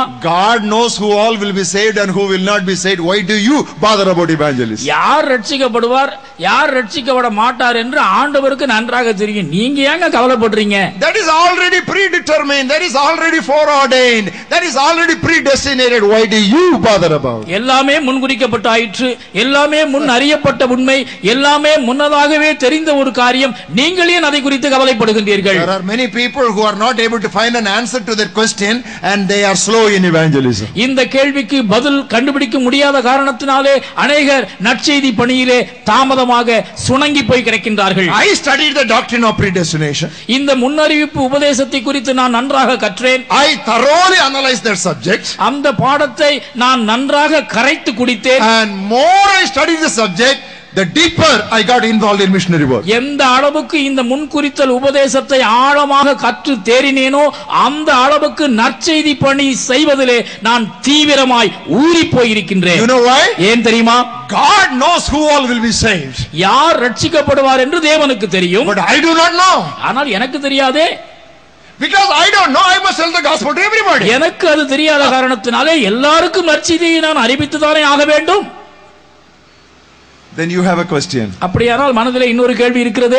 What happens to those who die without hearing the gospel? சுவிசேஷத்தை கேள்விப்படாமல் மரித்து போகின்றார்களே அவர்களுடைய நிலை என்ன? Shall I tell you? நான் ஒரு காரியத்தை சொல்லட்டுமா? That question can be answered by another question. இந்த கேள்விக்கு பதிலாக இன்னொரு கேள்வியை நான் கேட்க முடியும். What happens to those who die without hearing the gospel? சுவிசேஷத்தை கேள்விப்படாமல் மரித்து போகிறார்களே அவர்களுக்கு என்ன நடக்கும்? Shall I tell you? நான் சொல்லட்டுமா? What happens to those who die without sharing the gospel? சுவிசேஷத்தை மற்றவர்களுக்கு பகிர்ந்து கொள்ளாமல் மரித்து போகின்றார்களே அவர்களுக்கு என்ன நடக்கும்? You first of all mind that business. அந்த காரியத்தை நீங்கள் நன்றாக முதலாவது கவனியுங்கள். What God will do, you leave it to him. தேவன் என்ன செய்வார் என்பதை குறித்து அவரிடத்திலே அந்த பொறுப்பை விட்டுவிடுங்கள். Your responsibility is to preach the gospel to every creature. சர்வ சிருஷ்டிக்கும் சுவிசேஷத்தை அறிவிப்பது உங்களுடைய பொறுப்பு. I don't know which will prosper. எது வாய்க்கும் என்று சொல்லி எனக்கு தெரியாது. My Bible says, வேதம் சொல்கிறது, in the morning sow your seed, காலையிலே விதையை விதை, in the evening withhold not your hand, மாலையிலே உன்னுடைய கைகளை நெகிழ விடாதே. Whether that will prosper or this will prosper or both will prosper, you do not know. இது வாய்க்குமோ அது வாய்க்குமோ எது வாய்க்கும் என்று சொல்லி உனக்கு தெரியாதே. Give a serving to 7. 7 பேருக்கு பங்கிட்டு கொடு. And give to the 8 also. 8 பேருக்கும் பங்கிட்டு கொடு. Throw your seed upon many waters. உன்னுடைய ஆகாரத்தை தண்ணீர்களின் மேல் போடு. After many days you will find it. அநேக நாட்களுக்கு பின்பு அதன் பலனை காண்பாய். I have believed that word. நான் இந்த வசனத்தை அதிகமாய் நம்புகின்றேன். My Bible says, என் வேதம் சொல்கிறது, he who sows bountifully shall also reap bountifully. பெருக விதைக்கின்றவன் பெருக அறுப்பான். But he who sows sparingly shall also reap sparingly. சிறுக விதைக்கின்றவன் சிறுக அறுப்பான். What did Jesus say? இயேசு என்ன சொன்னார்? All who are heavy laden, you come unto me. வருத்தப்பட்டு பாரம் சுமக்கிறவர்களே நீங்கள் எல்லாரும் என்னிடத்தில் வாருங்கள். Everybody is invited. எல்லாரும் அழைக்கப்பட்டிருக்கிறார்கள். With open hands he is inviting. திறந்த கைகளோடு எல்லாரையும் ஆண்டவர் அழைக்கின்றார். But very few people respond to his invitation. ஆனால் அவருடைய அழைப்புக்கு செவிசாய்த்து வருபவர்கள் ஒரு சிலர்தான். And when they come to his invitation, அவர்கள் அழைப்பிற்கு அவர்கள் கீழ்ப்படிந்து வரும் பொழுது, you know what he tells them? அவர்களை பார்த்து அவர் என்ன சொல்கின்றார்? I have chosen you before the foundation of the world. உலக தோற்றத்திற்கு முன்னதாகவே நான் உங்களை தெரிந்து கொண்டேன். The call is given to everybody. அழைப்பு அனைவருக்கும் கொடுக்கப்பட்டது. The invitation is given to everybody. அழைப்பிதழ் எல்லோருக்கும் வழங்கப்பட்டது. But very few people respond to it. ஆனால் ஒரு சிலரே அதற்கு பதில் சொல்கின்றார்கள். Those who respond are those who are called before the foundation of the world. இவ்விதமாய் அழைப்புக்கு செவி கொடுக்கின்றவர்கள் உலக தோற்றத்திற்கு முன்னதாகவே முன்குறிக்கப்பட்டவர்கள். So because we don't know who are all predestined, we must preach the gospel to every creature. ஆகவே முன் அறியப்பட்டவர்கள் யார் என்று நமக்கு தெரியாத காரணத்தினாலே நற்செய்தியை எல்லாருக்கும் அறிவிக்க வேண்டியது நம்முடைய கடமை. You know why I say that? நான் அதை ஏன் சொல்கிறேன் என்று தெரியுமா? I go to many seminaries to preach the gospel and preach missionary challenge in the graduation ceremonies of theological students. இறையியல் கல்லூரிகள் பலவற்றிலே அவர்களுடைய பட்டமளிப்பு விழாக்களிலே உரையாற்றுவதற்காக பல்வேறு வேதகலா சாலைகளுக்கு நான் செல்கின்றேன். Many students go to the seminary with a missionary vision and they come back from the seminary with cataract on both their eyes. Missionary வாஞ்சையோடு தீவிர உணர்வோடு கூட இறையியல் பட்டம் பெற வேண்டும் என்று இந்த வேதகலாசாலையிலே நுழைந்ததான பல வாலிபர்கள் அந்தோ பரிதாபம் கண்ணிலே புரை நிறைந்தவர்களாக அங்கே மங்கிய தரிசனத்தோடு இந்த இறையியல் கல்லூரிகளை விட்டு வெளியே வருகின்றார்கள். And they oppose missionary evangelism when they come to their pastor. Missionary நற்செய்தி பணியை எதிர்க்கின்றவர்களாக அவர்கள் கலாசாலைகளிலிருந்து வெளியே வருகின்றார்கள். Why? ஏன்? What has happened? என்ன நடந்தது? They have wrongly understood the predestination doctrine. முன்னறிவித்தல் என்கிறதான இந்த உபதேசத்தை அவர் தவறாக புரிந்து கொண்டார்கள். That is why I am shouting that to you tonight. ஆகையால் தான் இந்த மாலை வேளையிலே உங்களுக்கு முன்னதாக நான் முழங்கிக் கொண்டிருக்கின்றேன். God to be God knows the end from the beginning. தேவன் முடிவு முதல் ஆரம்பத்தினை நன்றாக அறிந்திருக்கின்றார். So he does not have any surprises. அவருக்கு ஆச்சரியம் என்று ஒன்றுமே கிடையாது. Who will come and who will not come he knows. யார் வருவார் யார் வரமாட்டார் என்பது அவருக்கு தெள்ளத் தெளிவு. Because he is God. அவர் தேவனாய் இருக்கின்றார். But we don't know. ஆனால் நமக்கு இது தெரியாது. Because we don't know, we should preach the gospel to every Christian. நமக்கு இந்த முன்னறிந்தல் யார் என்று தெரியாத காரணத்தினாலே எல்லாருக்கும் சுவிசேஷத்தை நாம் அறிவிக்க வேண்டும். Seventhly and lastly, ஏழாவதும் கடைசியான உபதேசம், the distracting doctrine that dims our missionary vision. நம்முடைய மிஷனரி தரிசனத்தை மங்கச் செய்யும் ஏழாவது திசை திருப்பும் உபதேசம், Postponement doctrine. தள்ளி போடும் உபதேசம். Postponement doctrine. தள்ளி போடும் உபதேசம். You know what people say? மக்கள் சொல்வது என்ன தெரியுமா? Let revival come first. எழுப்புதல் முதலாவது வரட்டுங்க. Without revival we can't do anything. எழுப்புதல் வராமல் நாம் என்ன செய்ய முடியும்? What does the Bible say? வேதம் என்ன சொல்கிறது? He who observes the clouds will not sow. காற்றை பார்க்கின்றவன் விதைக்க மாட்டான், மேகத்தை பார்க்கிறவன் விதைக்க மாட்டான். You sow whenever it is possible. எப்பொழுதெல்லாம் முடியுமோ அப்பொழுதெல்லாம் விதைத்துக் கொண்டே What இருங்கள். does the Bible say? வேதம் என்ன சொல்கிறது? Preach the word in season and out of season. சமயம் வாய்த்தாலும் வாய்க்காவிட்டாலும் திருவசனத்தை பிரசங்கம் பண்ணு. The gospel is not a seasonal crop. சுவிசேஷம் என்பது பருவ பயிர் அல்ல.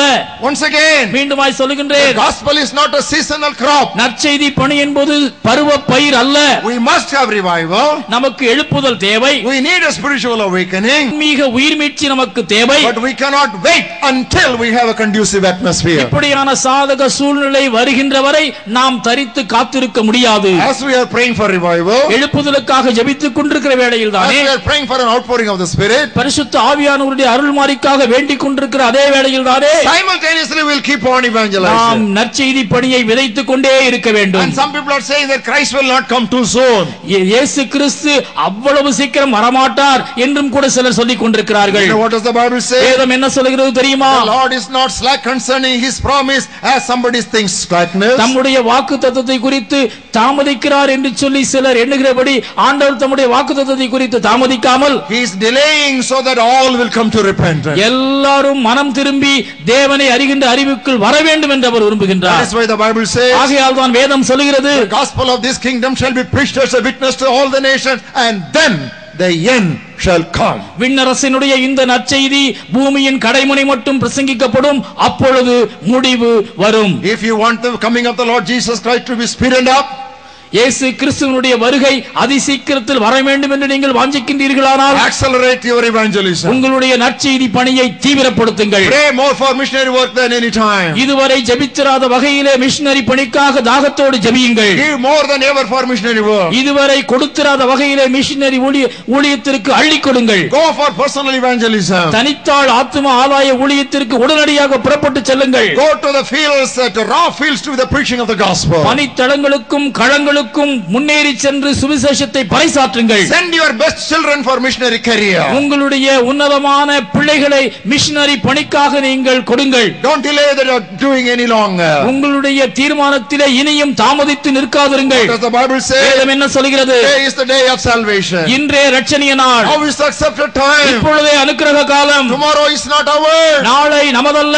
Tomorrow may not be ours. நாளை நமதல்ல. Today is the day of salvation. இன்றைக்கே இரட்சணிய நாள். Now is the accepted time. இப்பொழுதே அனுக்கிரக காலம். If we sleep in the day of harvest, shame will come upon us. அறுவடையின் காலத்திலே நாம் தூங்கிக் கொண்டிருப்போமேயானால் அவமானமும் நிந்தையுமே நம்மேல் வரும். Why we lose missionary vision? Missionary தரிசன மங்கி போவது ஏன்?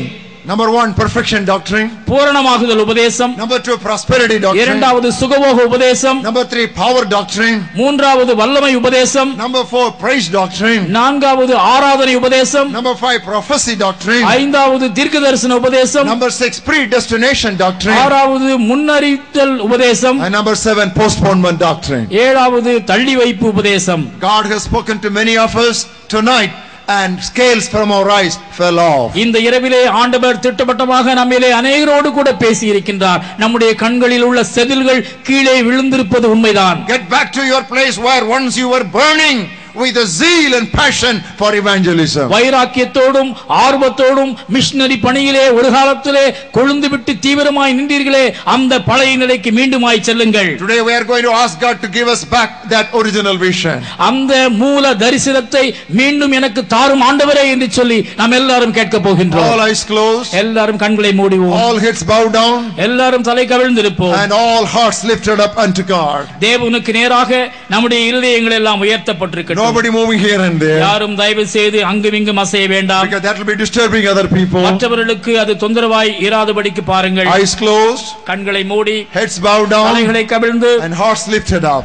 தேவனுக்கு நேராக இதயங்களை உயர்த்தி இருப்போம். Oh God, I need a sharp focus in my missionary vision. தேவனே, மிஷனரி பணியை குறித்ததான கூர்மையான தரிசனத்தை எனக்கு தாரும். My eyes have become dim. என்னுடைய கண் ஒளி மங்கி போயிற்று ஆண்டவரே. Give me back that original vision. அந்த மூல தரிசனத்தை மீண்டுமாய் எனக்கு தாரும் ஆண்டவரே. That early vision. ஆதிகால தரிசனத்தை எனக்கு தாரும் ஆண்டவரே. To go after perishing souls. அழிந்து போகின்ற ஆன்மாக்களுக்கு பின் செல்லும் தரிசனம். Supporting missionary work with all my means and possibilities. எல்லா பலத்தோடும் எல்லா வளத்தோடும் மிஷனரி பணியை தாங்கக்கூடியதான அந்த சிந்தையை எனக்கு தாரும் ஆண்டவரே. To go to the mission fields. பணித்தளங்களுக்கு நேரடியாக புறப்பட்டு செல்லும் வாஞ்சையை தாரும் ஆண்டவரே. To bend my knees for hours for missionary work. மணிக்கணக்காக மிஷனரி பணிக்காக முழங்கால் யுத்தம் செய்ய எனக்கு கற்றுத்தாரும் ஆண்டவரே. I want this vision back. இந்த தரிசனம் எனக்கு மீண்டும் வேண்டும் ஆண்டவரே. I have received the first touch from you. முதலாவது தொடுதலை நான் உணர்ந்திருக்கின்றேன்.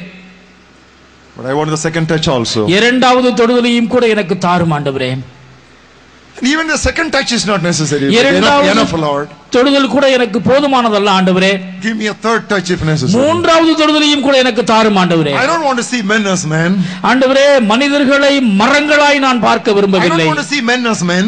மனிதர்களை மனிதர்களாய் மட்டுமல்ல கர்த்தாவே. I want to see men as souls. மனிதர்களை விலையுயர்ந்த ஆன்மாக்களாய் பார்க்கும் தரிசனத்தை எனக்கு தாரும் ஆண்டவரே. I know there is a prayer of every one of us. நீங்கள் ஒவ்வொருவரும் அப்படிப்பட்ட ஜெபத்தோடு நீங்கள் இருக்கின்றீர்கள் என்று சொல்லி நான் அறிவேன். I want to lead you in a prayer. நான் உங்களை ஒரு ஜெபத்திற்குள்ளாய் நடத்த விரும்புகின்றேன். And I'm going to ask you to stand up. நான் உங்களை எழுந்து நிற்க கேட்க போகின்றேன். Don't stand up if you don't want to respond to this message. இந்த செய்தியை உண்மையாய் நீங்கள் ஒப்புக்கொள்ளவில்லை என்றால் தயவு செய்து எழுந்து நிற்க வேண்டாம். But if you say amen to this message, ஆனால் நான் சொன்ன செய்தியை மனப்பூர்வமாய் ஆமென் என்று நீங்கள் ஒத்துக்கொள்வீர்களானால் I want to pray for all of you. நான் உங்களுக்காக ஜெபிக்க I want to பிரியப்படுகிறேன். pray for all of you. எல்லாருக்காகவும் ஜெபிக்க பிரியப்படுகிறேன். But we will stand up with reverence in the presence of God for this prayer. தேவனுடைய பிரசன்னத்திலே இந்த ஜெபத்திற்காக பயபக்தியோடு கூட எழுந்து நிற்பீர்களா? Yes, please stand. Thank you for your instant and immediate response. உடனடியான உங்களுடைய ஆர்வமுள்ள பதிலுக்காக நான் ஆண்டவரை துதிக்கின்றேன். Eyes closed. கண்கள் மூடியிருப்போம். Heads bowed down. தலைகள் கவிழ்ந்திருக்கட்டும். Hands folded. கரங்களை கூப்பி இருப்போம். In reverential posture. தேவனுக்கு முன்னதாக பயபக்தியோடு. Gracious Heavenly Father. கிருபை நிறைந்த வானக தந்தையே, Thank you for sending your only begotten Son as a missionary into this world. இந்த உலகத்திற்கு மிஷனரியாக தம்முடைய செல்ல பிள்ளை ஒரே மகனை நீர் அனுப்பி தந்தீரே, அதற்காக நன்றி. Thank you for all of us in Tirunelveli district. திருநெல்வேலியில் இருக்கின்றதான அருமையான கிறிஸ்தவ மக்கள் ஒவ்வொருவருக்காகவும் ஸ்தோத்திரம் ஆண்டவரே. We have had the privilege of listening to the gospel again and again and again from our childhood. மீண்டும் மீண்டும் திரும்ப திரும்ப சிறுபிராய முதற்கொண்டு வசனத்தை அநேக விதத்திலே கேட்கக்கூடிய வாய்ப்பை நாங்கள் பெற்றிருக்கின்றோம். Your word says, to whom much is given, of him much shall be required. யாருக்கு அதிகமாய் கொடுக்கப்படுகிறதோ அவரிடத்தில் அதிகமாய் கேட்கப்படும் என்று உடைய வசனம் சொல்லுகிறதே. Thank you for the fire that you have lit in our hearts. எங்களுடைய இதயத்திலே தீக்கொளுத்தியதான உம்முடைய தரிசனத்திற்காக நன்றி ஆண்டவரே. Thank you for waking us up from our deep slumber. எங்களுடைய ஆழ்ந்த நித்திரையிலிருந்து எங்களை தட்டி எழுப்பியதற்காக உமக்கு ஸ்தோத்திரம் ஆண்டவரே. We pray that you keep that missionary vision sharply focused in our hearts and minds and our eyes. எங்களுடைய இதயத்திலும் எங்களுடைய ஆன்மாவிலும் எங்களுடைய கண்களிலும் இந்த மிஷனரி தரிசனம் மங்காமல் கூர்மையாகும்படியாக ஆண்டவரே உம்மை நோக்கி கேட்கின்றோம். Make every one of us a thoroughly head to foot missionary minded Christian. உச்சம் தலை முதல் உள்ளங்கால் வரை மிஷனரி கிறிஸ்தவர்களாய் எங்கள் ஒவ்வொருவரையும் மாற்றும் ஆண்டவரே. Thank you for those who are standing up. இங்கே எழுந்து நிற்கின்றதான ஒவ்வொருவருக்காகவும் உமக்கு ஸ்தோத்திரம் கர்த்தாவே. They are not standing here to please the preacher. ஆண்டவரே பிரசங்கியாரை பிரியப்படுத்துவதற்காக இவர்கள் எழுந்து நிற்கவில்லை. They are not standing here to receive a blessing.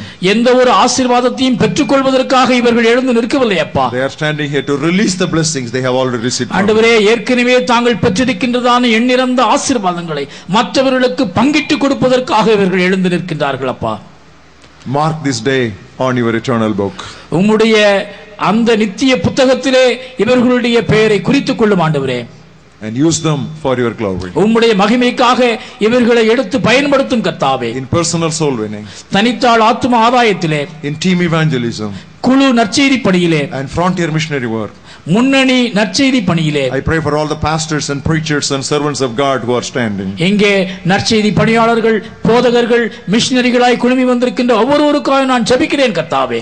Deeply stir up everyone who God towards your missionary zeal. ஆண்டவரே இந்த மிஷனரி ஆர்வத்திலே ஒவ்வொருவரையும் நீர் கிளறி விட வேண்டுமா நான் ஜெபிக்கிறேன் கர்த்தாவே. Let the entire diocese of Tinnevelly and the diocese of Nazareth and Tuticorin experience a great missionary awakening.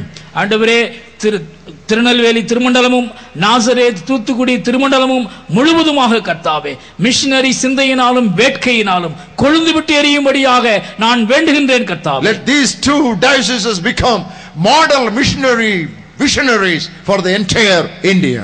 இந்தியாவினுடைய பல திருச்சபைகளுக்கும் பேராயங்களுக்கும் மாதிரி பேராயமாக இந்த இரண்டு பேராயங்களும் மாறும்படியாய் ஆண்டவரே நான் ஜெபிக்கின்றேன் கர்த்தாவே. Thank you for your spirit that spoke to us tonight. எங்களோடு பேசின உம்முடைய சத்திய ஆவியானவருக்காக நன்றி பிதாவே. Speak to us in our dreams and visions tonight. எங்களுடைய தரிசனங்களிலும் சொப்பனங்களிலும் இன்று இரவு நீர் பேசும்படியாய் ஜெபிக்கிறேன் கர்த்தாவே. Do something unusual in our time. நாங்கள் எதிர்பாராத காரியத்தை எங்கள் காலத்திலே ராஜா நீர் நடப்பிக்க வேண்டுமாய் ஜெபிக்கிறோம் கர்த்தாவே. Please Lord, do it now in our generation. எங்களுடைய தலைமுறையில் தானே இப்படிப்பட்ட ஒரு அசாதாரணமான நிகழ்வை ஆண்டவரே நீர் நடத்தும் கர்த்தாவே. Let it begin on this 18th 19th day of May 2006. 2006 ஆண்டின் மே 19ஆம் தேதியாகிய இன்று அது துவங்கட்டும் கர்த்தாவே.